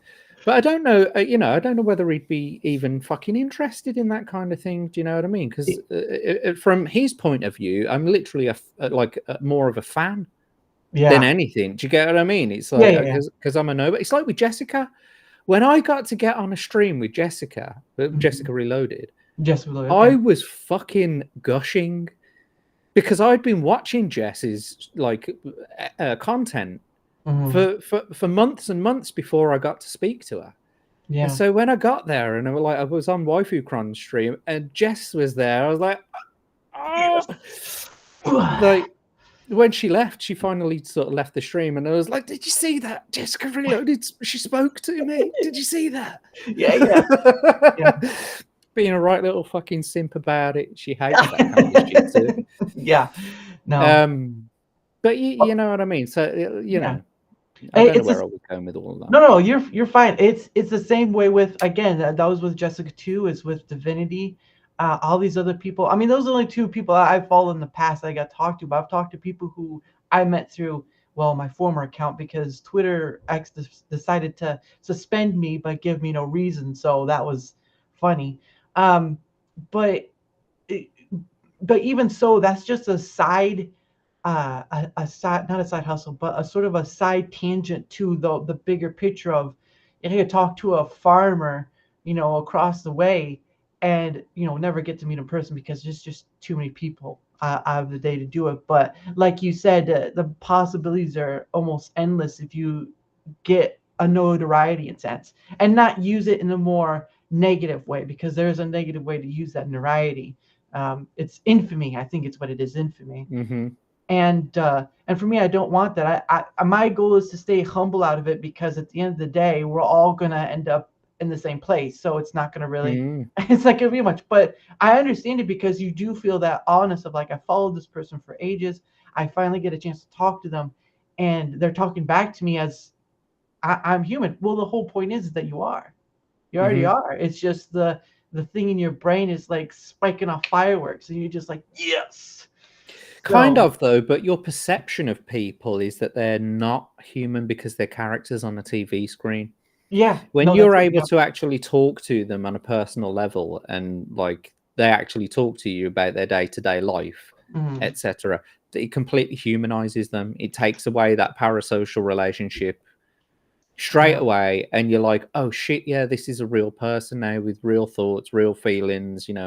It's not as some keyboard warrior. It's not an avatar on a screen. Mhm.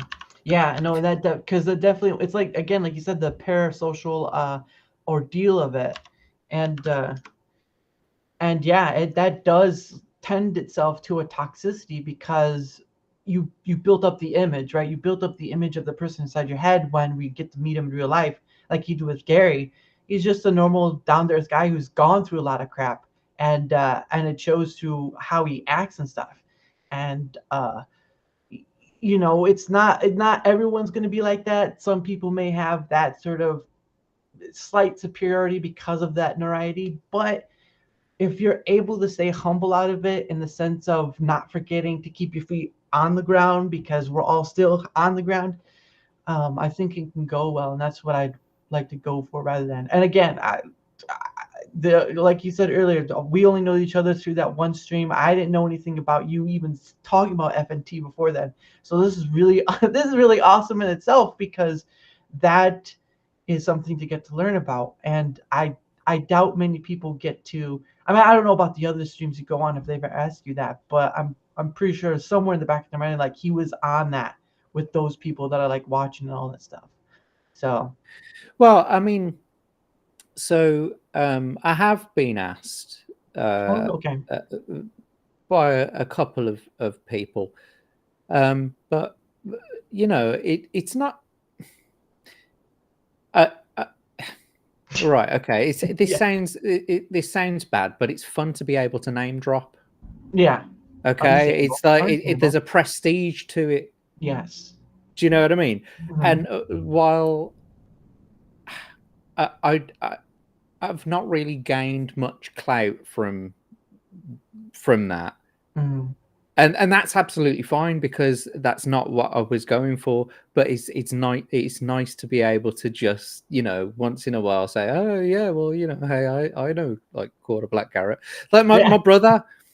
my brother for example, he came up for Christmas Mm-hmm. and he'd asked me because I haven't spoken to him in some time. He said, Wow. Have you been watching Normal World? And I was like, because I'm a mod in the chat.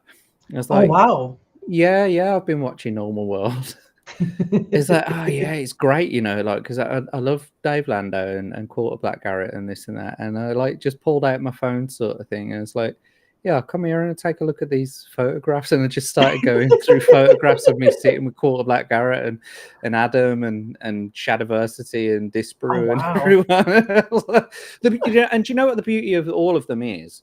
Yeah. Going back to the sort of genuine aspects of it all, Yeah. Yeah. is that even though I'm an absolute fucking nobody, they Right. all welcomed me with open arms. Like That's awesome. I didn't feel really once that they were truly saying, who the fuck is this guy or anything. Maybe they thought it. I don't know. Never Yeah. felt that way. Never felt like they were actually, getting annoyed with me or anything like that. Like I was some sort of hindrance to the party or whatever. They welcomed me with open arms. But what's more important is they are all exactly the same on camera as they are in real life. There is no difference. It's all genuine. Everything that you see on Oh, everyone's camera is exactly what they are like in real life. that's amazing. And That, that's what I like about it is because you get to see that sort of fake side of it. I'm sure there are people on YouTube, or I'm sure there are content creators out there that they act all in a certain way and this and that, and then as soon as you get them in real life, they don't want to fucking know you. They'd yeah. rather spit on you than give you their autograph, for example. Yeah. Those sorts of people, not genuine at all.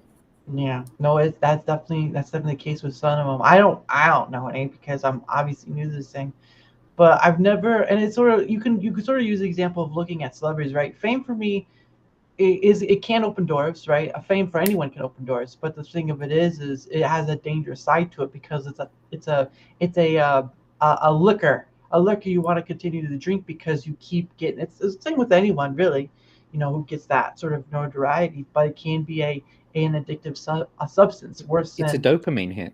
Yeah, it's a dopamine hit, and I don't get me wrong, I would enjoy it in the same aspect, but I wouldn't want to miss out beyond the humble authenticity because I I've never met too many in real life, or at least through this medium, but maybe one day when I have the ability to do so. Um, it's just I don't want to forget of what point it started at. and have all that slide away, because there's too many songs, there's too many books, there's too many movies written about that sort of thing, and you just like, oh, I'm just gonna ignore it. Don't ignore it. Don't ignore Yeah, it. don't get bougie fever, and Oh, don't please. forget where you came from. Oh, please, yeah, because as soon as you forget it, boy, I tell you, that slide is a long way down, Hmm. and it's on sharp rocks. It's on sharp Yeah. rocks. It's like, what's that? Oh, I can't remember. There's a mountain. I don't know if it's in Ireland or not, but there's a mountain that's always in a lot of movie shots. Uh, the Dover, uh, Cliff of Dover, or something like that. I don't know, but You're talking about the cliffs of Dover in the south of England. oh, okay, so I did get it right. Okay, yeah, because there's when they have movies about the Scottish English that sort of resolves those uses those countrysides, you sort of see those kind of cliffs that they keep coming back to. So those white cliffs, all this. So Hmm. those look beautiful. Don't get me wrong, but geez, that's a long way down. It is a long way down, It actually. is, There are people yeah. who have gone to their deaths off those cliffs, actually.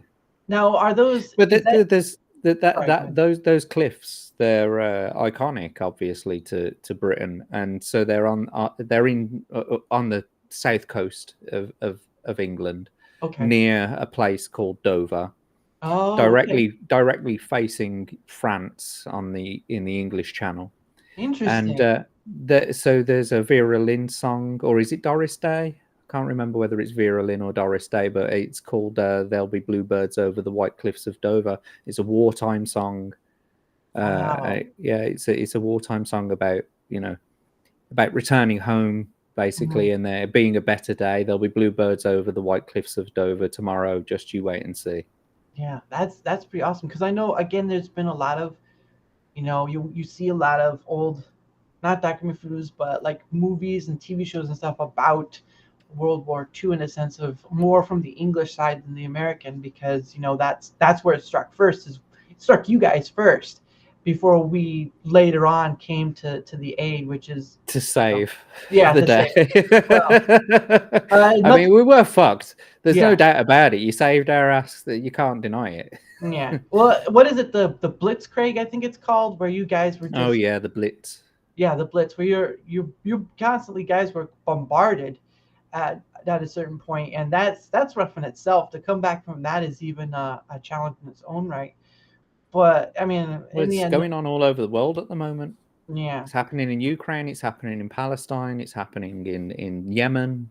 It's Hmm. happening everywhere right now. Blitzkrieg is happening in a lot of places, and no one really gives a shit about it.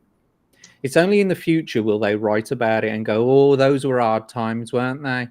And we'll go, "Oh, yeah, they were hard times, weren't they?" But Yeah. no one will remember it. No one will have any feeling apart from the people who are descendants of the people who went through it. Yeah. And so for us, the Blitzkrieg is a big thing.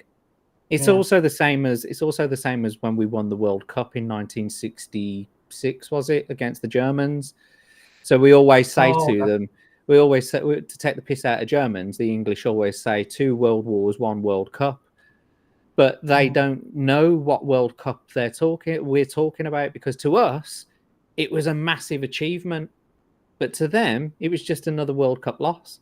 Do you know what I mean? Yeah. The perspective's different. Yep. Hmm. But I do kind of feel like a country that was in itself at a center, not totally its fault, but it was at a center of some pretty evil stuff.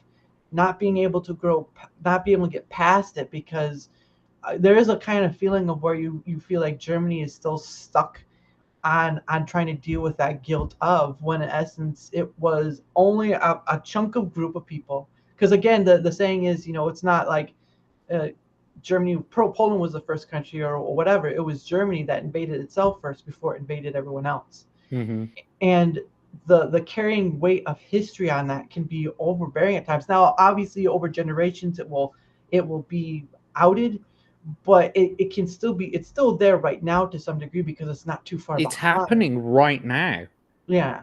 No, I mean, fascism is the same thing that was happening in Germany back Okay. in the 30s is happening right now in America and England. Okay, I see what you're saying. All right, I was just talking on the basis of the past still eating away at the country. Oh, oh Yeah, yes, I see what you mean. yeah, Yes, yes, yes, of because course. And they it's hard to get past yes. transgressions like that. Yeah, I get it. I mean, like for example, that people are trying to hold the UK to account now for imperialism. It's like, sorry, Yeah, those were my ancestors, and they would, and I got to agree to some extent, they made the world a better place, even if we did plunder and pillage an awful lot of things. But yeah. another thing is about all these stolen items, all these stolen items. Yeah, they were Like, lying in the oh, ground. No one was fucking using them. We found them. We put them in our museum. Tough luck, Buster. yeah, yeah. No, no, and that can be something like a thing because you never again truly history is written by the victors in some degree, and so we'll never get the full clear picture of what was or whatever. We just get tidbits that are allowed to fall through. Now, obviously, that's not full the case like through the world wars and all that stuff, but there's still some things that are missing or obscured, we should say, and it's always something like never take full someone at their word, but then again, you can't take history full at its word either. So it's kind of like because No, it you gets can't. edited. Yeah, I'll because give you it a prime example. The British school books don't teach you about the atrocities that we performed against the South Africans during the Boer Wars. okay. We don't learn that in England, but they learn it in South Africa Wow, that's because interesting. it's a terrible thing that we did to them. We used to feed them broken glass in concentration camps. That's the British, and this is before the Second World War. It's before the First World War. And we Jeez. used to do that shit, and then we've got the balls to turn around and say, "Oh, we're going to save, we're going to save Europe from the Germans, from the fascism of the Nazi Party." We were Mhm. no fucking better, like 50 years before it. Yeah, the convolutedness of human nature is that sometimes it's sort of the opposite. It's sort of the monkey say but monkey don't do sort of thing, or don't do as I say but not as I do. That's the Hmm. line I was trying to think of, because that's a good line that everyone uses. Is do as I say but not as I do, because if they did as you did, then they'd be doing the thing you don't want them to do. And it's a human atrocity in this, no matter what nation does it. And of course, people are only putting on certain factors when throughout history. I mean, just think of Genghis Khan, right? Genghis Khan had probably almost as big or bigger than the Roman Empire, and Mm. you don't go blaming the Mongolians for all that, do you? So I mean, Yeah, actually, I do. oh well, not not just you. I'm But related to Genghis Khan, probably, probably, yeah, and me you too. are. Yeah, yeah. When you I forgot to ask, when you had Shadiversity there, did you say hello, lesser cousin? Because but It was. I didn't say that, but yeah, it was very interesting talking to Shad about mhm, an awful lot of things because yeah, he's a Mormon as well. So yeah. That yeah, it I was used to say very that. interesting to have conversations with him coming from a sort of agnostic slash atheist sort of viewpoint. Right. So but no, being raised as a Christian, Hmm. knowing the Bible and being Hmm. singing the hymns and all Yeah, that kind of stuff. I was raised as a Christian. yeah. So it's very interesting to talk to Shad about his faith. But what's even more interesting to talk to Shad about is the use of AI in art. That is a Oh, very interesting subject to get into with uh, Shad, and he's got some very compelling arguments as to why AI art is a good tool, and I'm inclined to agree with him to a certain right. extent. No, and that's understandable. No, only reason I did that was because again, that's another part of UK history with with Australia because of that. It was just like the lesser cousin right there. We sent you over, we didn't call you back. So, They but return. They're coming back and returning to the scene of the crime. yeah, but no, it again, that's about the having that conversation. You're not coming with any anger. You're just coming at a different point of view. And when you can change that prism of yourself, it's like, oh, so that's how you see it. Or even if I don't agree with you, I'm not gonna come after you. Like I understand the the pittance of the AI stuff, which it has it's a whole prism of stuff. And unfortunately, no matter what happens, it's not going to go back to just before. There's no way. There is no No. way. Once it's like with any technology, right? Like when the Gutenberg uh, printing press became a thing, guess what? More and more and more later down the line, it's with any technology that comes that we use that as an improvement, and we just accept it over a period of time. It's not right away, but we accept it over time after all the arguments and all backhanding, whatever. We can see what it brings to us as individuals or the rest of the world. Now, I'm not saying you have to agree with it, but it is a technology that, like any other technology, just a difference of, right? Do you know what? Do you know what a job title used to be back in like the late 1800s, early 1900s? Used to be that is no longer around anymore, and probably hasn't been since about the 1920s. I think I know this one. It was the one where they lit the lamps, right? The Well, lamp there's lighter. that, but Okay. here's another one for you, sort of going on the evolution of technology. Miniature portrait painters. So you used to have people who would paint miniatures of people, paint miniature portraits like on a very small thing, so that they could keep it with them, maybe put it in a Oh, necklace or yeah, something like that. But after the invention of the camera, you yeah, didn't need those people anymore, because you could just take a portrait of someone now. yeah, You could just take a photograph, so you didn't need to have miniature portrait painters. So that trade just died off. yeah. And But then painting itself didn't die off. it changed. Painting is still a thing. People still paint portraits. Mhm. They just don't need to do miniatures anymore or anything like that. And if they do, I'm sure it's a very Yeah, niche market. yeah, yeah. And then you have what was it? There was one I saw where, like, people would come and wake you up by throwing rocks on your window or something like that. There's another one. There's another job that's not around anymore. There are plenty That's of right. jobs. Yeah, they come around and tap on your window. You'd get a wake up call in the morning. You'd Yeah, pay them a couple of bob, and they'd come and knock on your window and wake you up. yeah. So there's agreements of sense that, yeah, a painting has been around for a long time. You could look in caves and they use berries and stuff to give you color. The issuance of it is surrounding that circle of painting or drawing or whatever. The technology has changed that brings that up. Like, people weren't using paintbrushes 1,000 years. Well, they probably were 1,000 years ago for paintbrushes, but it was very different than what we have now.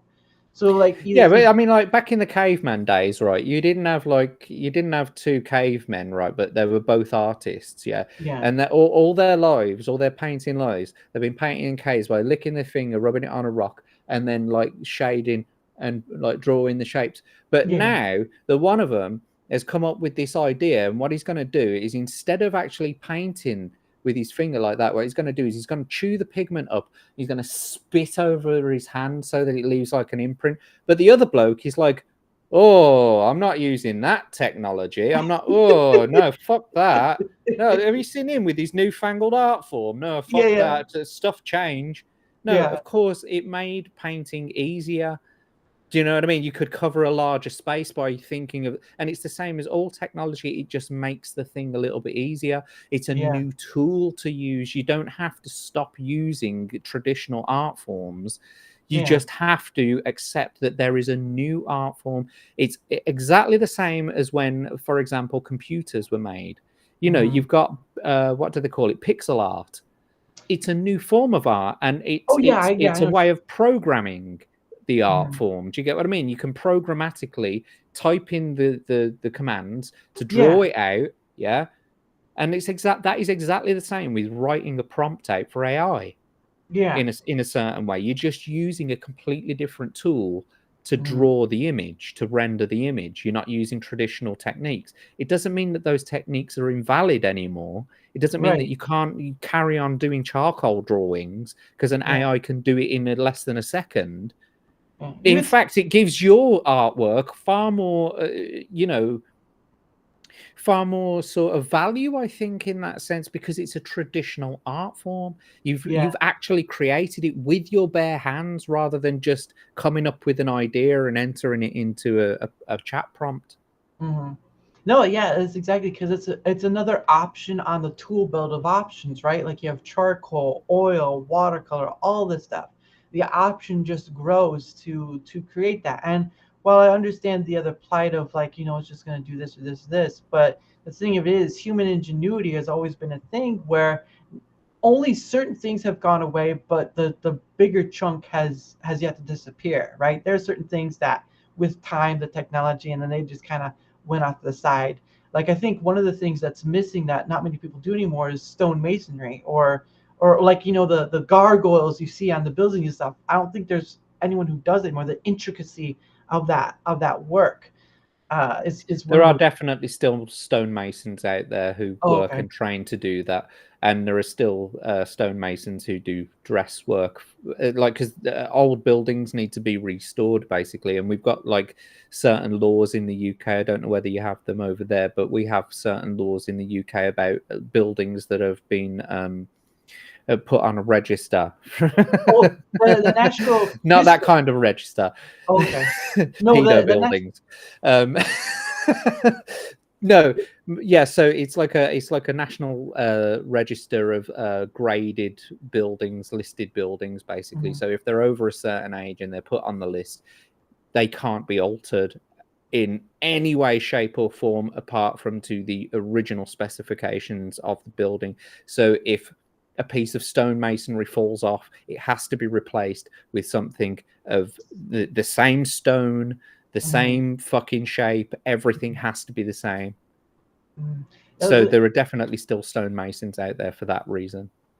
I was just thinking on the intricacy because I've not seen any. I mean, there's what you're talking about, the historic piece. There are some places where they do have, you have to abide within certain areas, you have to keep it with certain thing for Mm-hmm. historical places like buildings and stuff. Because I can't remember what it's called, but it's like the National Trust or whatever, Mm-hmm. the sort of historical. I only know that because of a Beatles song, so you're welcome.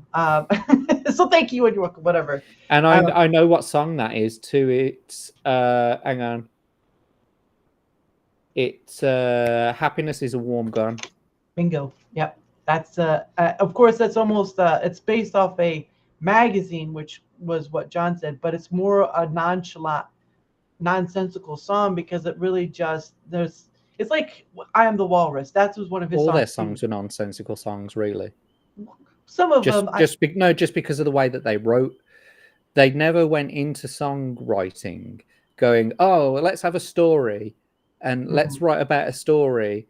It mhm. was like that what they would do is they would just throw lines at each other, and if they worked, Yeah, they yeah. worked. The amount of, I don't know if you've seen that new Peter Jackson documentary, Get Get Back. back. Yes, I did see it. That Yeah. was fucking insightful. So fucking insightful. I was masturbating over that for fucking months, mate. Like it was on my TV, like constantly. I was analyzing every tiny little piece of it because it was such an insightful piece of Yeah. documentary evidence of the Beatles, something that we'd never ever seen before. It was Yeah. like it was having you were a fly on the wall in their creative process, Yeah. and it was mind blowing. And Mhm. so yeah, I love the Beatles. Yeah, Absolutely love the Beatles. because I first saw it because I saw it when it came out on Disney Plus because that's where it came out on. But I actually owned I think it's the Blu-ray DVD because it's three separate discs Mhm. because it has to be because of how many hours are within it. But I mean, the one thing that surprised me is what they were able to capture with that cafe scene, right? Like they had John and Paul, and they didn't know that there was a mic there. And so when you Mhm. got that captured, that was like that's a never before heard thing. And for Peter Jackson, who himself is a fan, to go through Mhm. all those hours that were shot by can't remember his name who originally shot it, but anyway, he originally shot that stuff, and then to go through all of that and just kind of find these tidbits and stuff, and then they used AI to clear up sounds, they cleared up words, all this stuff, and it's just a fascinating specimen. And again, they did it with Now and Then, I too. was just going to say they've just released Now and Then, and Yeah. they've been able to extract John Lennon's voice away from the piano that he was recorded over, and that to me is mind blowing. After all this time, the Beatles have just released a new single. Yeah, well, because I think it was Free as a Bird and Love were the last two. Now there were fan ones of Now and Then. There were fan ones of Masher or whatever using that original vocal track. piano as well. But um, so I heard those before I heard this now and then. But when you had that ability to give it to Peter Jackson, who used that technology and took that out, and then just brought that voice out, that was an amazement in itself. Now, I know people have the gripe about the music video and stuff, but the video that came out before about how it came to be, how they got there, and all this stuff, Mm. that was that in itself was a pure magic. Now, whether it happens again or not, I don't know. There's still some more. I don't think so. Yeah, There's no.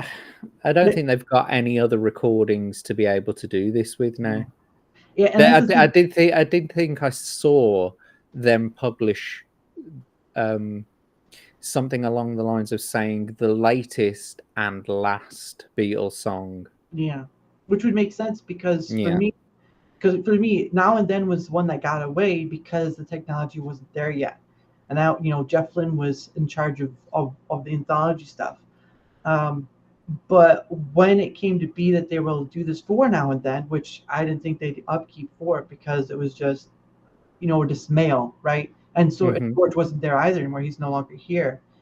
To have that opportunity to do that pretty much signifies that that will be the last. You can't do any more after that because the magic of it, right? The magic of it is there for a second, for that minute that the song is going, and then once the song is done, it goes back to rest, where it kind of needs to be. And I know a majority, sometimes the bigger part is the money stuff, which of course, that's why they keep pushing out these redos of the bettering of the songs or whatnot. Like I think the last one was Sergeant Pepper's had that new multi mix or whatever it was. But that also has to do with copyrights as well. So when things are put under certain copyrights, Right. it's the whole public domain thing. It's a Yes. case of use it or lose it, and what that means is if you do something with the work within the copyright, Mm, then the copyright sort of gets extended for another 70 years from that point. right. And so it's a way of constantly renewing your copyright rights on the material, basically. Right. Bob Right. Dylan, he lost a load of copyright rights to some of his original music because he didn't do fuck all with it. Wow. And so, yeah, he wasn't very happy about that, but it was too late, basically. He had to just let it go into public domain. So there's a whole bunch of his original first sort of albums, I think, that are now in public domain. All that music is now public domain because he didn't do fuck all else with it. Yeah, and I think that was the big thing once the Steve Willie thing came out, which still is having its issues because Disney's still coming out, and I believe is hitting some people. But the thing of it is, the Mickey Mouse has been very well protected for a very long time, and while it's understandable, Disney isn't what it was when Walt was out, and for some people, it's sort of like an exact revenge, right? Like now I can take this character. You've already seen there's been like horror stuff and other things like that, but um, oh, don't go out of don't go out of focus. Come Oh, on. I haven't even drank tonight. What's going on? Why can't I see? No, it's always lost. I'll keep talking anyway. But yeah, that's technology for you in a game. I think that's what happens when you turn around and just whatever. Just focus on me. Okay, it's gonna be fun. But yeah, you're not. There's that thing where it's like it is very difficult as a content creator because you can't do very much when you're creating content because it's always YouTube will strike you with a copyright, and then all of a sudden you may not have a channel anymore, or maybe this or Mm-hmm. that or whatever. So I can understand on that aspect. There was a book from an antique store I bought, was like a spelling book, 1920s, late 1920s, and the one I had gotten had like some drawing and artwork and all this stuff from like the kid who ever used it. Don't know when, uh, but that kind of stuff has gone past into public domain, so you can do that kind of stuff. But when Mm-hmm. it's not, I mean, someone can go and almost read all of Arthur Conan Doyle's works, Sherlock Holmes and Mm-hmm. stuff, Yeah. because that's all in public domain. Even though you see these redos and whatevers. I think Mm-hmm. my because there's like the American side did one, and then there's been a cartoon in the past. But the one I really liked was the one that came out in. I'm gonna try to move closer to see if that will help. The one I really liked was the one that Mark Gatiss and Benedict Cumberbatch yeah, the and Benedict Cumberbatch. Martin That was Freeman. now it kind of went away from itself later on, but the first few seasons of that were just the music and all this stuff. It just worked so well, and it was yes, it was a modern take, obviously, but when you had uh, Benedict Cumberbatch, and then I can't remember his name, the other guy. Martin Freeman. Martin Freeman, that's right, and he's been in a lot himself. But when you had those two work together, it just clicked. And then you had Mark Stephen Moffat, right? Stephen Moffat and Mm-hmm. Mark Gatiss, they worked together. And Stephen Moffat, Doctor Who, whatever. So you had that, but Stephen Moffat by far wrote some of the best Doctor Who episodes. Yeah, no, and I'm pretty sure he did Blink, didn't he? The one with the angels. Yes, He came up with that idea. Don't blink, don't whatever you do, don't blink, don't look away, all that stuff. Yes, I remember that one. And then I think for when Matt Smith came back and had the Angels come back as well. But that time is a time and a half. Come on, focus for once. Because I still don't know what I'm supposed to do, but oh well. See if it'll focus. I don't care anymore. You see, me, I usually when I do it, when it does that, I have to do it quickly rather than it, and you pull it right the way back to your sort of face.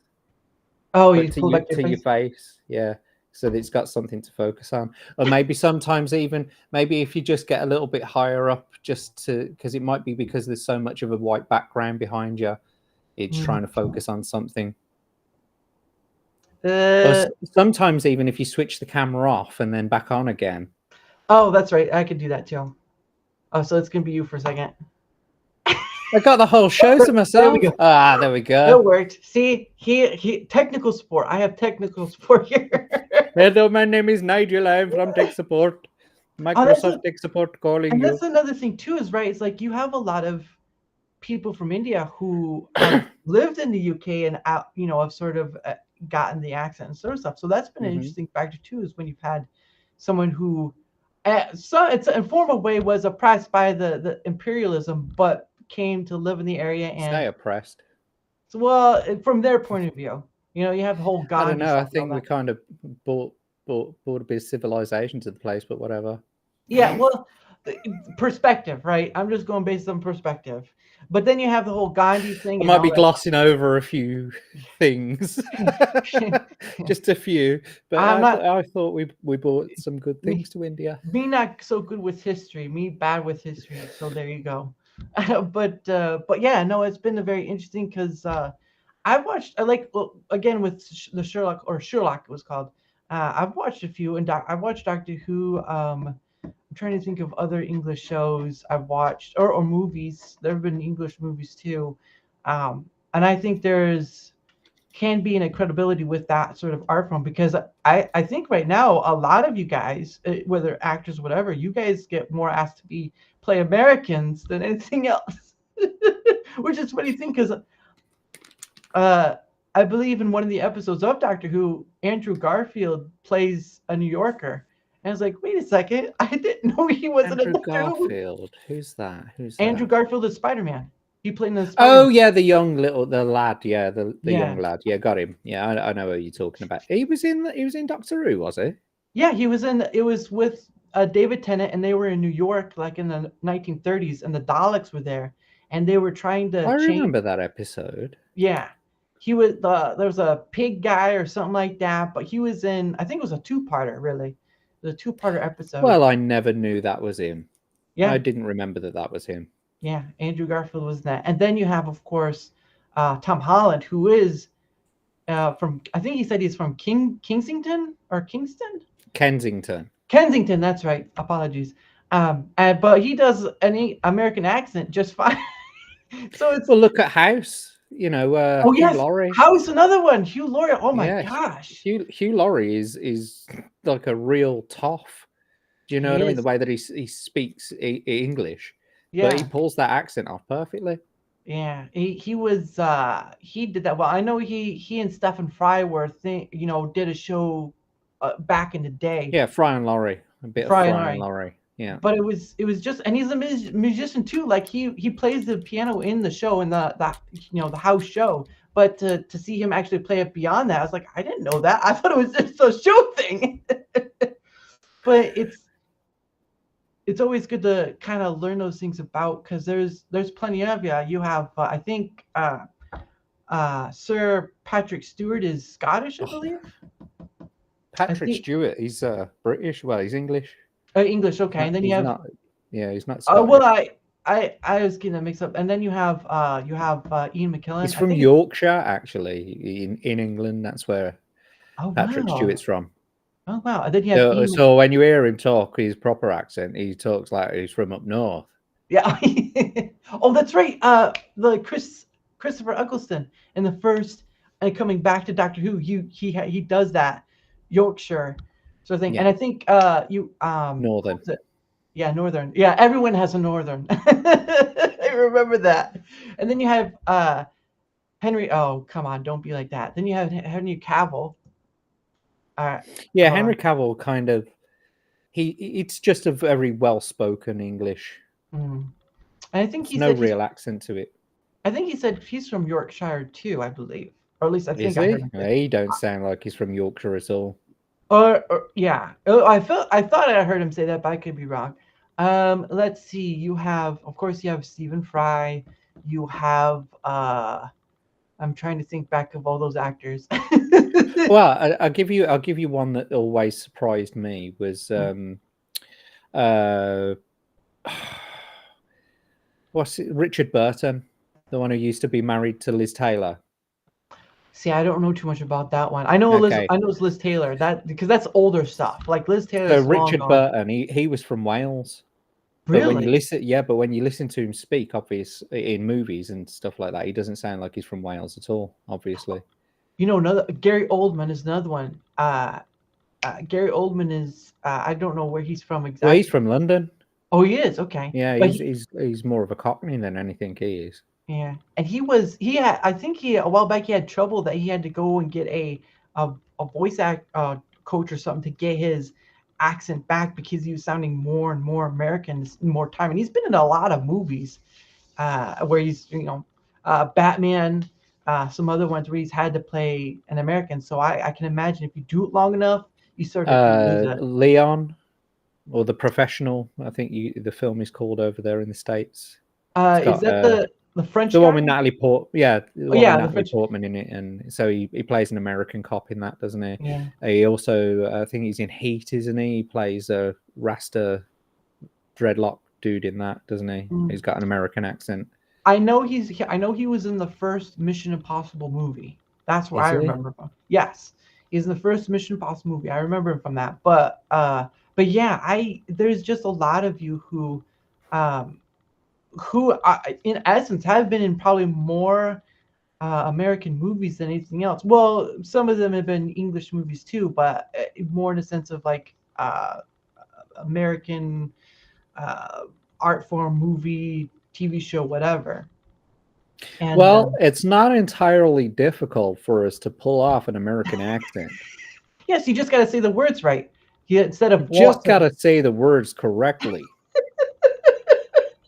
you And sound. of course, I guess it depends where you're coming from, because you could sound like a real Southern hick or Yeah, anything.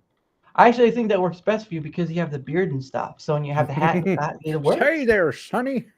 Yeah. For me though, I do emulation rather than imitation, right? Because imitation is sort of like you're impersonating someone, like you're trying to do like Sean Connery. Like a lot of people, some people do Sean Connery really well. Some people just try to do it. I'm not going to try. But I Oh, do yeah. try. When anyone ever does Sean Connery, it's always the same thing. It's always talking through your teeth, because that's precisely what he used to do. But Right. putting the Scottish accent on behind it as well, I sound nothing like him. The only thing that's of any similarity is the fact that I'm talking through my teeth. That's Yeah. it. Well, there was the show. Was it Graham something. He's in the show over there. He's like Nor no. Like a talk show. Yes, Graham Graham Norton. Norton. Yeah, Graham Yeah, Norton. There he's was Irish. yeah. Oh, he is. Oh, I didn't know that. Yeah. He had Mel Gibson on, and Mel Gibson told the story of where he was going to eat out with Sean Connery, and he was, I think he was trying to learn how to speak Scottish, whatever, and he's something like goulash, like you should learn to try to do the goulash and all that stuff. And I was like, wow, that's pretty interesting. And then you had over here we got Craig Ferguson, who was hilarious, you know. He still is. Yeah, well, he as far as I know, he moved back to Scotland. He is Scottish, yeah. Yeah. He's most definitely Scottish. But yeah, but what I was saying earlier about emulation and I try to do the accents. I just stick with the big three because Welsh is sort of a mouthful, and that's what happens if you get into Gaelic. It can sound like a mouthful too. Well, I mean, I don't speak any Gaelic. Wouldn't be able to understand it if yeah, not a fucking clue. Yeah, not a clue. But for me, it's about. So the thing is, like, how do you guys say a word, right? Because there's a difference. Like the big one is water, right? Like we say water, you say water. You extend that out to bit. You don't hit it. So for me, whenever I've because I do voices and I do impressions and all that kind of stuff. So when I'm studying emulating a voice, of some kind, you always do some analysis of how you're going to conjugate the or how you're going to form the sound in the back of your throat. Yeah. And so when I was younger, I used to find it difficult to say A's specifically in an American accent. Because I like you say, we draw the A out, and I've just done it there in the word draw. We say or instead of ah. In American, it's an ah sound rather than or. And I'll give you an example. So my daughter has, not that I let her watch it, but she's seen clips of this new thing on YouTube called The Amazing Digital Circus. And there's a character in that called Korfmo, but you guys call him Korfmo. Yeah. And so that's what my daughter calls him, Korfmo. And I'm saying, no, that's not how we say it, sweetheart. His name's not Korfmo. See, it's spelled Kauf, so it's Korf. It's a or sound. So water. It depends on where you're coming from, obviously, but a lot of people, a lot of English people, they don't say their T's with their tongue. They say it in the back of their throat here. So instead of saying water, it's water. Water. Yeah, that's water. right. Yeah. And you have there's a channel on YouTube. It's called the Try Channel, and it's a bunch of Irish people who drink, taste snacks, whatever. Of course, drinking, obviously, for the Scots and the Irish. I know the English do too, but the one hard hitter, I think there's an Irish pub. There's a older couple that made this Irish pub near where I live, and it's really very authentic to the basic of what they can get. And there was a lady who was from England. I can't remember from what part, but I had asked her which does the drinking more, is that Irish or Scottish? I think she said I think she said Scottish, but I don't want to go too far because it's been a long time. So from your perspective, Irish are big drinkers. I mean, like, you see, the way I like to see it is that Irish are classy drunks and Scottish are not classy drunks. They're all drunks. Yeah. But Irish are classy drunks. They're more fun with it. And I think Irish people they've got a more fun attitude all around. Yeah. They don't take themselves so seriously. In that sense, whereas I don't know, for Scottish it seems, I hate like saying this kind of stuff because it sounds bad, but these are just sort of, I guess, my biased perceptions. Is that Irish people are a bit more classy and a bit more fun when they're drunk, and Scottish people are a bit more sort of like, I hate to say it this way, scummy. Because I don't want to say that Scottish people are scummy, because they're not. That's not true at all. But in a sense of like, it just seems like that they're drinking and drinking and drinking because they just want to drown the sorrows of their own miserable lives, whereas the Irish do it because they want to enjoy themselves. Yeah. Do you see the difference? Yeah. There's like a high note and a low note. So Mm-hmm. on that regard, and So of they both course, are just as drunk as each other, but one are depressives and the other are happy about it. happy drunks and low drunks. I think that what we could call it. Because I personally myself don't drink because I've seen too many, whether it be in real life or content creators who go beyond the word moderation because they say moderation, but to know moderation is a totally different subject. And that's when you hear the story of like Gary and stuff, like you're kind of happy for them because they did what would be deemed either an impossibility or sort of a social bad, because drinking Mm-hmm. is sort of a social norm in a sense, right? You go drinking with your friends or whatever. But for me, I've just, Over drinking, alcoholism is shunned, though, isn't it? yeah, to a degree, Everyone yes. accepts drinking as a pastime. Yes. Yeah, we all do it. It's a drug we all consume. I say we all consume. I don't drink very often either, but Right. I guess it's a drug that we all accept is consumable. Yes. And where was I going with it? What was I saying? The alcohol itself, like drinking in essence, because I was saying, I've seen, I personally don't drink, but I've seen too many examples of IRL and then content creators who just drink, but they go over the word moderation. They say it, but they don't do it. And Mm-hmm. so there's that line you cross that you think you're okay, you're fine, because we have our thing of, don't drink and drive, right? I don't know if the UK has that as well. Oh yeah, Okay. it's a big one. Yeah.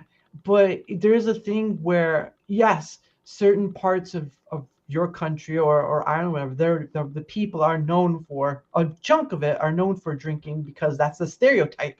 That's been a stereotype for all along as forever. And, And the but the reason thing, why stereotypes are stereotypes is because they're true about the majority of that group. yeah, That's why it's a stereotype, yeah, regardless of whether it's a harmful trope or not. yeah, It reigns true for that specific group. it's the repeat human factor for that certain section, which keeps proving itself. But there's also issues within it as well, because I'm pretty sure within Scottish, Irish, or whatever, there's a huge swath that doesn't drink because they Yeah. don't want to fall into that, or they don't want to be that, or whatever, or they've seen bad examples and like, I don't want to touch that. Um, Well, because my father was an alcoholic, and he died basically of his alcoholism towards the end. So that sort of cemented it for me as to I don't really ever want to drink ever again. But I stopped drinking about 10, 15 years ago because I was just sick to death of waking up with an empty wallet and a sore head and nothing to show for it. It was yeah, like one night of absolute fucking mayhem that I don't remember, yeah, and now I'm waking up. I've got a bad head, and I've blitzed all my fucking wages. yeah. Now, was your dad ever involved within the war? Was he helped with, or is that off? Because I know there's a lot of Do you know people. what? So it's like, unfortunately, Mhm. it was a case of before we knew it was time to do anything, it was too late because he Right. was a very functional alcoholic, and we did notice like early on that his drinking had started to increase, but by Mhm. the time he finally died, Mhm. we hadn't really spoken to him often enough to have known how bad it had got. And so Right. I've kind of got to live with that because I never really got to say goodbye to him or Yeah. anything like that. It's a bit sad in that sort of respect because I never really got to sort of spend his final days with him or anything like that. But at the same time, Mhm. he had gotten to a point where we couldn't help him because he didn't want to be helped, and he was, for want of a better word, too not annoying. I can't think of. Irritated. No, it's more like, when you don't want to see someone destroy themselves, and like, you know what an annoying drunk is, right? Yeah. So someone who like you can't be around because they're just because they're drunk all the fucking time. They push you And away so in that's essence. how it Yeah. kind of, yeah, they put it, so that's how it kind of was. It wasn't that my dad purposefully pushed me away. It was just that I couldn't stand to be around him. As terrible Yeah. as that sounds, he wasn't the person who I remembered. So realistically, my father died a long time ago, even if he was only pronounced dead Right. recently, if you get what I mean.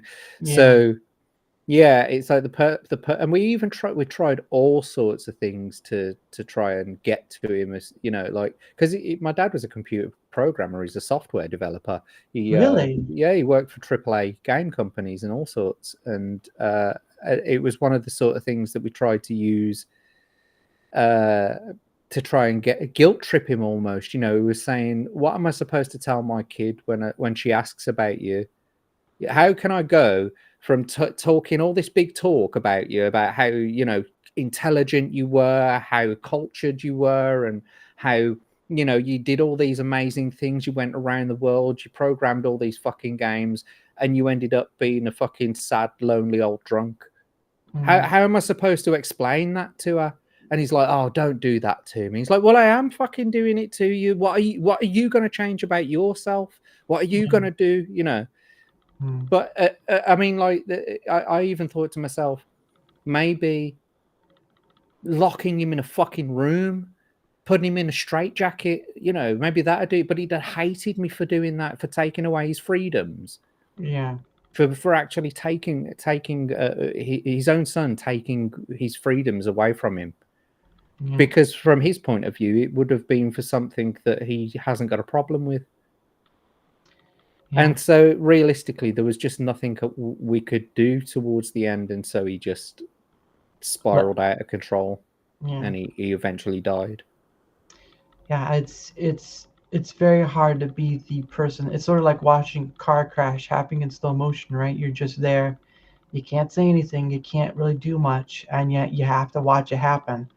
And everyone knows what an actual car crash sounds like. You know, they play like ads or whatever, and you hear this crunch. But when you hear two cars crash against each other, you know for Mm, certain it's an actual car. And I've heard it many, hmm. not too many times, um, but it is very difficult. And I don't think guilt tripping always works, but it can point to a way of like there are other people who care about you and all this stuff. But when someone's so lost in their head, which it basically is in essence, it is very difficult to get them out. And it's not impossible, but the journey there is so hard that it can seem like that. And that's with almost anything that can be deemed like a mountain, right? Like the challenges in our life that we see this mountain and we can't get over it and we don't want to do it. But have you tried yet? Have you tried climbing that mountain? The issue I think as well was his third wife was Oh, that oh, she was a bit of an alcoholic as well. yep. So they were just enabling each other, and then their relationship ended, Mm, and so he kind of spiraled out of control after that. But one of the things that he always said to me, which I knew played on his mind, mm, was that all the people that he was coming to a stage in his life where all the people that he grew up with had started to die around him. Basically, all the adults that he mm, knew growing up, they were all dying, and all of the like people on his sort of level, they all started dying. And when his sister died, when my auntie died, he was like, I could be next. yeah. I'm the eldest now. I'm the next one to go, basically. Hmm. And it was almost like a self-fulfilling prophecy. Yeah. uh, the instance of is that no matter what you, I mean, I'm trying to eat healthier, work out, but regardless, that like I said earlier in this thing is like we're all going to end up in the same place one way or another. It's not something you can get out of. It's part of the deal. Once you're born, you're going to die. It just You'll depends on pay when. taxes and you'll die. Yeah. Well, you could live out in the forest, whatever. But the issue of it is that death is beyond taxes. Death is the ultimate truth, right? There is no getting Oh yeah. around that. Um, and I know you were talking about the whole truth thing earlier, which is I find very funny because people have their version of truth, and then you have truth that's agreed on by a huge group. It varies. It's very finicky, but when it No, comes. it's not though. Truth is not finicky. If truth needs to be defended, then it's not true. If it stands on its own, if truth stands on its own 2 feet with empirical evidence, Mhm. just because you feel a certain way doesn't make Right, it true. right, right. But like I said earlier about evidence, right? Like the who handles the gathering of that evidence? You have human beings doing that. So when you have the gathering of saying the percentages of whatever, you have that human aspect to where how much of that evidence can be trusted upon. Because I know there's like the archaeology stuff, right? Like there's always new evidence, or when you find something new, there's always an update to that, which is an understandability. Mm-hmm. But I always have the confusing question of if human beings are the ones getting the data in order to show everyone about this certain percentage or piece of whatever, how much can be trusted without running into their biases of how many people have touched this Yeah, scenario? okay, but we could talk about like the flat Earth theory, for example, right? Right. Yeah. We we Yeah. we we can prove mathematically, and we can prove just by looking with our fucking eyes Hmm. that that the Earth is a sphere. Yeah, we A spheroid. know we've known that for thousands of years. The Greeks were Hmm. doing these calculations way Right. back in the day. You know what I mean? And Right. so Yeah. it's an immutable truth.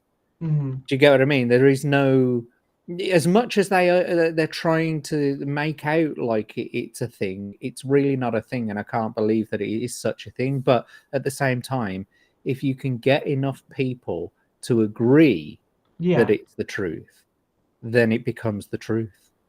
What's that saying? It's if you say the lie often enough, it becomes the truth. I think that's the saying, and that happens too, right? If you say something that Hmm. is not obviously true, a lie, then that becomes truth in itself, which is a funny aspect to think about, right? Like you could change a lie from truth, even though it wasn't truth to begin with. So that's again another faction of the human mind where, the biases and all this stuff, where we're dealing with that and unsure of how to fully trust in a sense, because there's an aspect, right, especially with content creation like before, where you aren't sure what people are in it for, what they're trying to obtain.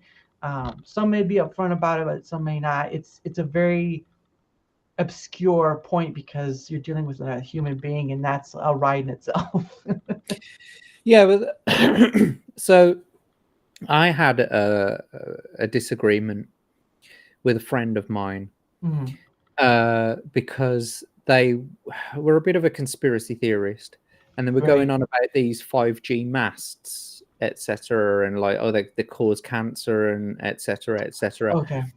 And so I proved to them by Mhm. using physics and by using, what we know of the electromagnetic spectrum and what we know Right. about technology of 5G, etc., Hmm. that it uses, yes, of course, it uses radiation. The light coming out of that light bulb just there, that's Yeah. radiation too. Yeah. Yeah. We're surrounded by radiation every day that doesn't harm us. It's the ionizing radiation that gives us cancer, and we find those in higher wavelengths of light rather than the microwave wavelengths, which are Hmm. below the infrared spectrum. Hmm. And so I was trying to like think of things. I was saying to him, yeah, look, if you look at the remote control here, yeah, you can see the light on there. Yeah. That's infrared. That's a higher wavelength. Yeah. That's a higher wavelength than what the 5G masts are. Yeah, yeah. Hmm. And he's saying, yeah, well, how do we know that the we've only got what people go what people say to go on, all these so-called scientists. Hmm. And I said to him, but you've got to have faith that Hmm. there are people out there that want to know the truth and are not covering it up. And if Right. that is the case, then by that fact, you must believe that me, your friend, are on their side and are Mhm. trying to cover it up for them right at this very minute. I am working for them, trying to cover it up so that Right. you personally don't find out the fucking truth about 5G masts causing cancer. Yeah. Is that what you truly believe? I says that I am working for the government. I'm working for NASA. I'm making this shit up. Or could it possibly be that I Mhm. read some books, I understand the physics and the technology, and I'm Mhm. trying to teach you something? Mm. That says, granted, it's microwave technology, and at the right intensity, it could cook you alive. That's Whew. why they switch off phone masts when engineers go up to work on them, because otherwise it will cook them alive. But because Wow. of the dissipation through the atmosphere, it's something like you multiply it by a factor of um, it's to the power of 2 or something like that. Right. As it propagates through the airwave, basically it loses its power on an exponential what's it. And so the idea of the 5G sort of masts and everything is that all around cities now where 5G infrastructure is, you'll find all these tiny little boxes on walls or in certain places strategically put around the city. It's so that one big mast, yeah, can transmit out a signal across the city, and all those tiny little receivers or transceivers can communicate with each other and transmit that signal at a lower intensity, which means that we don't get cooked. Yeah, because they don't. What is the point in cooking a population that is working for you, that is producing taxes? Why would you want to put in infrastructure that kills off the population? That doesn't Right. make fucking sense. And plus, we have safety standards. We have organizations that set safety standards. People who go off on these, random fucking conspiracy theories, who don't understand the technology, who don't understand what the actual ramifications are, and don't think about the sort of human factor of it. You've got to have faith that there are people out there just like you who want to know the truth and who are not hiding it. They are not working for the government to hide this big fucking conspiracy from you, because by Yeah. that Yeah. same respect, I must be working for them too, if that's the case. Yeah. What you said about the from high up to the atmosphere, it reminded me of when they were testing nuclear bombs, and there was a story of the 5 who were tested on. They had a Mm-hmm. bomb blow up high up, and it was a show about that because there is, again, with water too. If you have, like with nuclear power plants, if you have enough water, it acts like a barrier of sorts as well. Mm-hmm. Well, that's what they use in reactors to cool the rods. Basically, they use water. Yeah, That's it. but yeah, and the thing of it is too is nuclear power plants are nothing more than steam plants. It's just using a lesser. It's not using coal or fuel. It's using a fuel, but it's not like gasoline or a kerosene or whatever. It's using a nucleic. I don't know what the term is called. It's sort of like not a fusion, but it's sort of just It's this fission. fission. That's right. Okay. Fission reaction. Yeah, fission reaction, and again, it's the same thing with nuclear, right? Like radiation, right? To know, because people, when they hear about nuclear reactors, they think danger, warning, all that stuff. Which there is a little bit, but if you know how There is to, a lot of danger in it. Yeah. yeah, but if you know how to deal with it, like there's plenty on YouTube. There's a one I follow called Kyle Hill, and he's done stuff on Chernobyl. He's done stuff on the Fukushima, which is a power plant in Japan. So he's done all this stuff, but there is a way to treat it safely and be respectful, because again, nuclear is dangerous if you don't treat it right. It can kill you, but if you know the stuff, if you know how to treat it right, you'll be fine. There's yeah, Do you know anything about chemistry? a little bit. I know that there's chemical A to chemical I, B, all I that stuff. guess I guess more along the lines of like laboratory procedures, etc.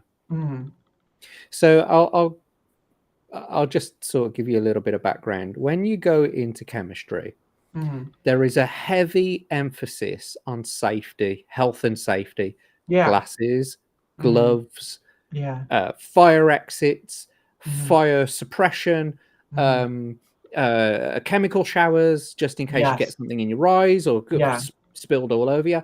Now, mm, there's a reason why that is because people have to work in those environments. yeah, They have specific safety standards that people have agreed on, that mm, they've brought to a government, and the government says yes, it's signed into law now. Those safety precautions have to be taken mm, mandatorily. Why? Because we want to save people's lives. Yeah. yeah, Yep. It's the same with nuclear power plants. People have to work in them, and what they don't want is a fucking power plant melting down and spreading fission material across the country. Yeah, Or that's why worse. they Yeah. don't. Yeah, or across the world. That's what they're worried about with the Fukushima thing, dumping all the radioactive waste into the sea, because it's Yeah. going to affect the sea at some point. It's going to affect the wildlife. It's got to. All the radiation from all of the nuclear tests that we did back in the 40s and the 50s. 50s. Yep. That radiation spread all across the fucking world. Mm-hmm. And Yep. so, we don't want that. And the point I'm trying to make is that we put safety precautions in place. We all collectively agree. We all come together to, as individuals, to agree that there are certain safety standards that we could all do with, that we could all benefit from. Yep. And that's why things like these fucking 5G masks causing cancer don't make sense, because there Mm-hmm. are regulations in place.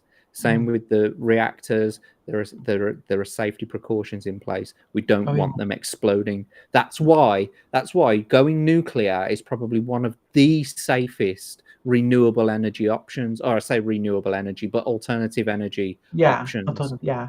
Because the one that's I mean, there's also like, was it salt? Um, with Oh thorium, and yeah, thorium there's, salts.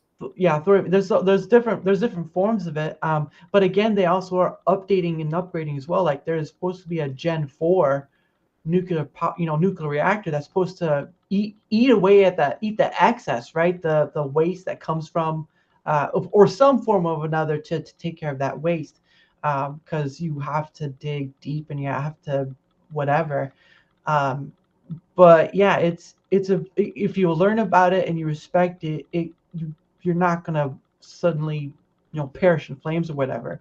The thing of it is, you have to have that knowledge and understanding that yes, this thing is dangerous, but if you treat it well, you follow the rules, you will be fine. Well, Because the other thing, though, and I think that's where people get concerned, is we have to trust that there are people yeah. who are competent enough to do that job, Mhm. which is why, for example, why people have got such a big problem with diversity hires.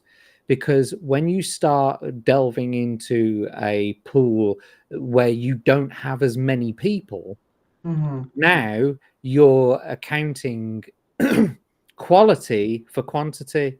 So Mhm. what you're trying to do is you're trying to pick the best out of a small group Yeah. rather than the best out of the whole, right? So you've taken the whole, you've taken a Mhm. small group of people out of that whole, and now you're just picking the best out of those people. And there's no Yeah. saying that the best person out of those people is the best person out of the whole people, the most competent person. Like, for example, in the airline industry, we don't want airplanes dropping out of the sky, so we Right. need to have people who are qualified to fly a fucking airplane, who Yeah. are good at responding to pressure. Do you know what I mean? Yeah. Yeah. High Yeah. pressure situations, Yeah. Stress not situations. Yep. someone who's going to get offended because you mis fucking gendered them. Whilst you're just trying to change a fucking knob or something like that, and you're trying to concentrate on lining up on the fucking runway or something, Yeah. and you got some purple-haired cunt next to you turning around and saying, "Did you just fucking misgender me?" Like, I ain't got time for this now, love. I'm trying to fly a fucking plane. What the fuck? Are you gonna kill us here? Shut Yeah. the fuck right. You get into the fucking back. Hello, can you get someone up here in the flight deck, please, who can shut the fuck up and Mhm. just help me fly a plane? Yeah. Yeah. Yeah. Nope. It's a it's one of those things that's become a more prominent stance in it, and at times, and almost all times, it doesn't make sense of why it's a continuing practice. But I think it more has to do possibly with guilt, and or well, maybe it does have a majority of it has to do with guilt in a sense. You I mean don't. this diversity shit? Yeah. I. Yeah, it's total guilt tripping. It's all victim mentality being played Mhm. out in front of you. It's all, oh, look at how badly we've got things, and don't you feel sorry for us? You should feel sorry for us, you Yeah. bigot. Yeah, and I think that's a very negative turn because not everyone's going to be on the same page, and that's fine. Not one everyone's going to care to either. The point of the matter is to work well enough that we survive another day and don't get killed, say like a mishaps at something very dangerous, or it ends up leading to more people dying, like a bad bug in a car or something. We all try to do. Yeah. Yeah, yeah. What, you mean Oh, like a bee whilst you're trying to drive? well, with how interconnected cars are, the chips and all that stuff, or like a bad piece of equipment in a car, how they have recalls and stuff, right? Um, but like you said, there's always we're testing, we're trying to figure out these faults, we're trying to find best path. And again, it's not everyone, but there are groups of people who are trying within their fields to create the rules that provide for everyone that will help be in a safe place. Like with nuclear, we if we didn't learn from the past of when Oppenheimer was doing all this stuff and all the people who have mishandled to some category, then we wouldn't be here with nuclear reactors. There would be no nuclear reactors. If no one learned from Chernobyl, then we would have no uh, nuclear reactors going. The amount of safety precautions that were brought in for nuclear reactors after Chernobyl and after Fukushima, Mm, like it's a health and safety sort of field day. yeah, I can Like imagine. health and safety executives were like pinching their fucking nipples when that sort of thing happened. Like genuinely, like, oh god, oh we've got it coming now, boys. Oh look at all this disaster. We're going to be able to rewrite the fucking book. Yeah, yep. It reminds me when you did that. It reminded me of a episode from South Park. So Oh yeah. yeah, it was the thing that episode was from like the cable company or whatever. It's like, yeah, please yell at us more. Just keep going. That show for good and back. That show is good for going back and saying, wait, they did that. So Regulate me harder, daddy. yeah. That was too funny. It's like, what? Why are they taking those patches off over their nipples? Oh, oh, now I get it. I get it. It's too funny. But yeah, there's a point where you kind of have to have faith, at least to some degree, in humanity, because not all of us are evil. But there's a point of having faith and having caution, right?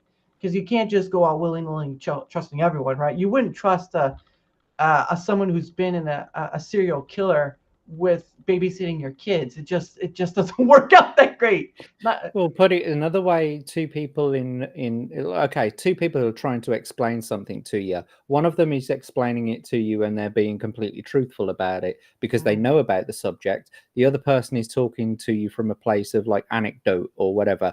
yeah. Now, it turns out that when you go away and you research what it was they were both telling you, that the person who was telling the truth was telling the truth. Mm. Now, who are you going to trust more in the future? Do you get what I mean? So you have to so when we say that we're going to have faith in other human beings, we have to trust that they are telling the truth, yeah? Mm. Because we don't want to actually have to go away and research all that stuff. What we're trusting is that they went away and researched all that stuff. However, if you've got someone like Neil deGrasse Tyson, for example, who talks about science the way that he fucking does, you got to ask yourself, how did you get that fucking degree, mate? No offense. How did you become a doctor? Because you're talking absolute provable bollocks. And the stuff that you do get right is like stuff that a fifth grader would know. Yeah. Yeah. You know, when you said that about the truth stuff, it reminded me of that riddle where you have two doors, and in front of those doors is two people, right? One is telling the truth, one is telling a lie. But you have to figure out who's telling the truth out of that. And I don't remember how it goes exactly, but that's how I remember it as. And that's always a very curious riddle, because who is the truth teller? Who is the liar? Because the liar can use truth to deceive, right?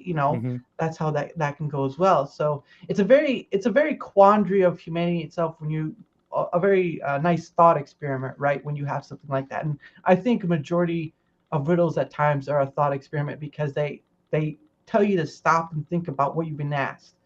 And not that I'm saying I get riddles. Like, I think one of my not that it would have gotten it if I did it on my own, but one of the riddles that I liked is the ones that happened with the Lord of the Rings, in The Hobbit, right, where they're doing the riddles in the dark sort of situation, and the easy one would have been like it has treasure inside but has no lock or key. That would have been something a little easier. But when you're talking about like the time one and the teeth one, I probably wouldn't have gotten that if the answer wasn't given right after. So, but those are interesting things to think about, because those are also another way of just kind of stopping the mind to just say, hey, there's this thing, think about it for a bit. Well, And it teaches critical thinking. That's the point. yeah, Riddles are that too, supposed yeah. to teach critical thinking, not Mhm. necessarily that there is a right or a wrong answer, but that you analyze the problem and that you come to a solution through logical sort of deduction and explanation. Yeah. Yeah, but they can be fun too, right? It's always good to trip a friend up with a riddle, and you're like, gotcha. Gotcha, bitch. Oh man, I gotta tell you, Jack, it has been a fun, interesting time, because, like I said before, it's all about having that conversation, and I get to have it with someone international for once. So Well, it's we gonna should be do fun. this again sometime, mate. Yes, I open that invitation with everyone I've done it with. And again, it's even if you do it with someone, it's always hard to do it again. But I'm always open to it. But I know it's kind of difficult with the time difference, but there's always that opportunity, and I'm always up for it. So, but are Well, there? I've thoroughly enjoyed our Oh, conversation this evening. It's been all, we've meandered all over the fucking place, but this is precisely what the point was, wasn't it? yeah, that's precisely the point. Even if it's something you don't like going over. I mean, I'm not a war person. I really don't care. But Hmm. wars have been a part of humanity forever. Genghis Khan did it, Rome did it, and they weren't great either. It's the Look, Indians did if it. if you're gonna conquer someone, yeah, Yeah, just call it what it is. Yeah, yeah, say that you're going into a land and you're going to conquer them. Don't hide behind, oh well, they did some bad stuff to us, so yeah, we've got a right to be here. Like our God said so. Our God said that this is our land, so we've got a right. No, look, if you just want to conquer someone, just go in and conquer it and say, look, this is what we're doing. Deal with yeah, it, right? But yeah, don't pretend like you. Oh well, we're trying to be nice, but they're not playing ball. yeah. Now it's always something with humanity. But again, it's always an interest to talk about as well, because there's more options than just the current day situation, which I'm not against. But I really don't like doing all the time, because it wears out. Like for content creators, right? For content creators, once they talk about current thing, it's a video done or live stream done, and then that's it, and they go on. That you have episodes on YouTube of people just doing like history ones, right? Like they do multi history ones, and some are independent, some are like the History Channel. It just varies. But there's more to talk in heaven and earth than there is in a 24-hour newsreel. As best as I can I describe it. think one of the important things that people need to start talking about is how people actually live in the real world, Hmm. because this internet world, people seem to forget that there is an actual real world out there with real people who don't agree with what's going on the internet, or the opinions that are being held on the internet. Yeah. It's very misrepresentative, because all right, you might turn around and say a lot of people use the internet, but Yes. in comparison to the world's population, not a lot of people use the internet. Yeah. Okay. And so it's still a very small fraction of the Hmm. world's population. And yet we're trying to attribute all these things that we're talking about on Twitter alone, or Facebook, or whatever. Yeah. We're trying to attribute all these things to an entire world population, different cultures, different backgrounds, different Hmm. kettle of fish altogether, Oh yeah. from everywhere. So what Hmm. people really need to start doing is making content about how to live life, Hmm. how to actually enjoy life and get along with one another. And it's like, I guess they tried to do it with the red pill community. You know, Yeah. they tried to sort of bring it back in the sense of, you know, you've had a couple of generations of like maybe over entitled women who want to, you know, get the richest man, the richest, tallest, you know, most beautiful, successful man, and they're all gonna, all of these queens, all of these tens, they're all gonna go out there and they're all gonna find themselves a 1%er. Sorry, ladies, there ain't enough 1%ers for you all to fuck one, okay? You're not all going to be marrying a 1%er. You're Yeah. probably going to have to marry someone like me, okay? Yeah. Some of you are going to have to shoot down. Not all of Yeah. you are going to be able to shoot up. And so my point is, yes, there are people out there that are like sort of bringing it back by trying to make people a little bit more realistic, but then at the same time, they're completely going over the goalposts. You know what I Yeah. mean? And going into the extreme side of that, like, no, we can turn around and say that women can be a pain in the ass and also let them have their fucking freedoms too. Do Mhm. you know what I mean? We don't Yeah. need to be so conservative that women have to be so completely subservient to men. Mhm. Do you know what I mean? Just Yeah. because they do some things that are a bit fucking annoying to men sometimes. Is we don't is I mean, you could turn around and say back in the old days we had it right because we kept women in check, we stopped them from fucking things up, right? Right. Yeah. But Yeah. that's not entirely true about women. Women don't just fuck things up, men fuck things up too. Yeah. Do you know what I mean? It's easy to blame, it's One easy side. to place, yeah, it's easy to blame one side. So yes, whilst a whole bunch of women over the last 2 decades have gotten into this entitled attitude, when you actually go out there into the real world, the majority of women don't actually think that way. The Yeah. way that these kids on the internet have grown up thinking the world is. So that's Yeah. the content that I would like to see, and I think that's the content that I'm going to start making. Is Yeah. how to live life, how to get along with people, how to make friends and influence people. Yeah. Hey, there you go. You got an idea, and I really think that's the best way to end it because you've officially have you officially have found that spot where you can find yourself and whether because for me like creating this stuff I do it try again for the conversation but to have a little fun with it because if you aren't laughing a little at times then it kind of gets dull, it gets boring. It's like those people you watch playing a game and they say nothing throughout the game. They're like yeah, okay, and you're just like more, okay, say something. Anything. So, but that's not. Again, if I'm doing this solo, there's always that, but there's always a corner to at least trying to find something to talk to. So, and I've done that once before. I got to at least an hour and a half, so that was good. But when I have someone else, it can go much longer. The marathon can be run much longer. Yeah. Well, I mean, if ever you're going to do a stream on your own, mate, if you feel like you ain't got a guest or something like that, and you're going to do like a Wednesday night stream just like this again, I'm more than happy to jump in. Just fly me the message, and I'll Sure. see if Yeah. I'm available. Yeah. No. Definitely. I'll definitely send you through that. Not my account. I have You to mean say that that. fan account on Yeah. Twitter that I found? Yeah, Oh, he's really dedicated. He is to you. You ought to give him a pay rise. yes, I'll pat myself on the back. No, but to be honest, yeah, so what happened was to explain that situation is it was like a Tuesday or whatever, and I was at work, whatever. So I was at work and it was on during break or whatever, and I went to check Twitter. I was using the app, right? The Twitter X app, whatever. I call it Twitter X because it's people still call it Twitter, but Elon wants to call it X, so it's somewhere in between. I just call it that. Uh, and then all of a sudden I go in the app, it's like, you've been suspended, blah, blah, blah, submit appeal, whatever. I was like, wait, what did it break? And so that's the first message I gave them through that appeal. I was like, and then I got the generic message, we reserve the right to blah, blah, blah.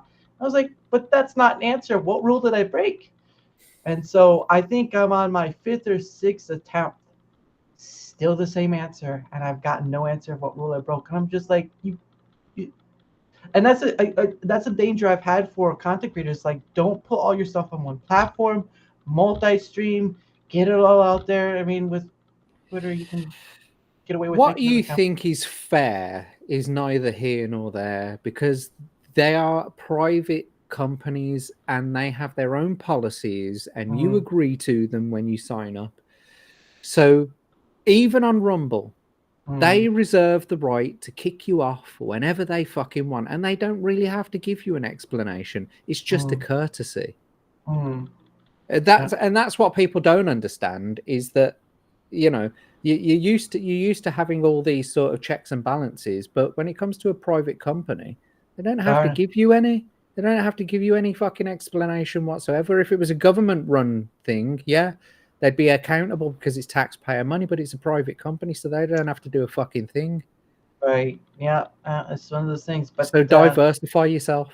yeah. Plus, I'm not giving them any more. I was lucky enough to be able to stop my, the blue check thing. So I'm not going to do that anymore. They don't get any of my money. Um, but Well, yeah. I So am. As soon as I can get to 500 followers on Twitter, I'm getting that blue check mark. I'm monetizing. I am. I don't give a fuck. I need some extra income. I, Times are hard. I was thinking about sucking dicks the other week. times are definitely hard indeed. And certainly a four or five of them are going to be. But I was close. I was close to 500, and most of it was probably bots too. But that doesn't matter. No, I it was doesn't close. matter. I was close to 500, but that's when they decided to get me, and I was like, well, that's great. But yeah, so You flew if too you, close to the sun, mate. That's what it was. darn it, Icarus. But go ahead. But go ahead. I don't know if you want to promote any of your stuff. I don't know if you have anything to promote, like Yeah, social so wise. I you can find me on Twitter at JackTarLad. You can also find me on YouTube, JackTarLad, Mhm. on Rumble, JackTarLad, JackTarLad, JackTarLad, JackTarLad. I have got a Substack as well, which I sometimes publish an article or two. I'm just before the show started, I was just rendering out a short, so I'm going to be uploading that in a minute. So go and check that out. Nice. Yeah, I've been coming up with certain ideas for shorts and stuff like that, and I'm just all I've been doing is testing the water, basically putting things out there, see what if it works, if it's Mm. it's almost like a facsimile of other things that I've seen other creators do that seem Yeah. to work. So I'm going Yeah. to see if it works for me too. Yeah. And Or the so things. yeah, Yeah. Or the things they don't talk about, or you wish they would talk about. So there's that as well. yeah, I guess I mean that is something that I've been thinking about doing anyway. So just to carry on with my little plug, Yeah. I did do half of a show before New Year's, and I have been meaning to get the rest of it rendered out over the last week or so. But this is one of the problems with being such a small creator. I can't make this my full-time job, and the other problem is that I have a full-time life as well. Yeah. Your So parent. rendering out movies and like editing videos, that comes secondary to my family. Basically, Mm. I've got a family to raise and to keep in the real world. Yeah. So as much as I'd love to be able to put out content as regularly as the rest of some of these creators do, they make it their full-time job, and that's just not something I can do right now. So please bear with me whilst I sporadically put out all this Yeah. content that I'm putting out. But you can catch me on other people's streams, and in about 10 minutes, providing that he's still doing it because he's just had a new baby himself, Oh wow. the common nerd is going to be Going live. going live. Yeah, let's have a quick look. Mind you, it doesn't look like he's put a link out yet. But Mm. anyway, yeah, like I said, he's got a new baby, so he has been looking after the baby. Mm. So he might not do a stream tonight, and if it is, it might be a little bit later, but it should be in the next Yeah. 10 minutes. But keep Yeah. an eye out for that, the Common Nerd, Yeah. Coming nerd. on his Yeah. channel. But Yeah. And thank you that's so much for no. inviting me onto the channel. I've had a really good conversation tonight. I've thoroughly enjoyed talking to you, mate. Yeah, me too. It's been, who did I have on last? I had some. I think it was with Jessica. I had on. Then it was just myself because I did a solo stream. I think a day or two ago. But yeah, no, it's always nice to have someone else on to bounce words off of and all that stuff because you generally get to sort of learn about someone through what they talk about, what they're willing to discuss. Again, that's the bottomation of what a conversation is. You just have it and see where it goes, and not get into arguments or debates because I really don't care about those. I'm dead tired. I'm almost dead tired at the end of the day after full time work. So and that's the thing too, right? Before I do my promotion, I'll make this quick. Even if you do make it your full-time job, do not, under any circumstance, just a, a misuse the money you get from that, because that's when you should diversify your money too.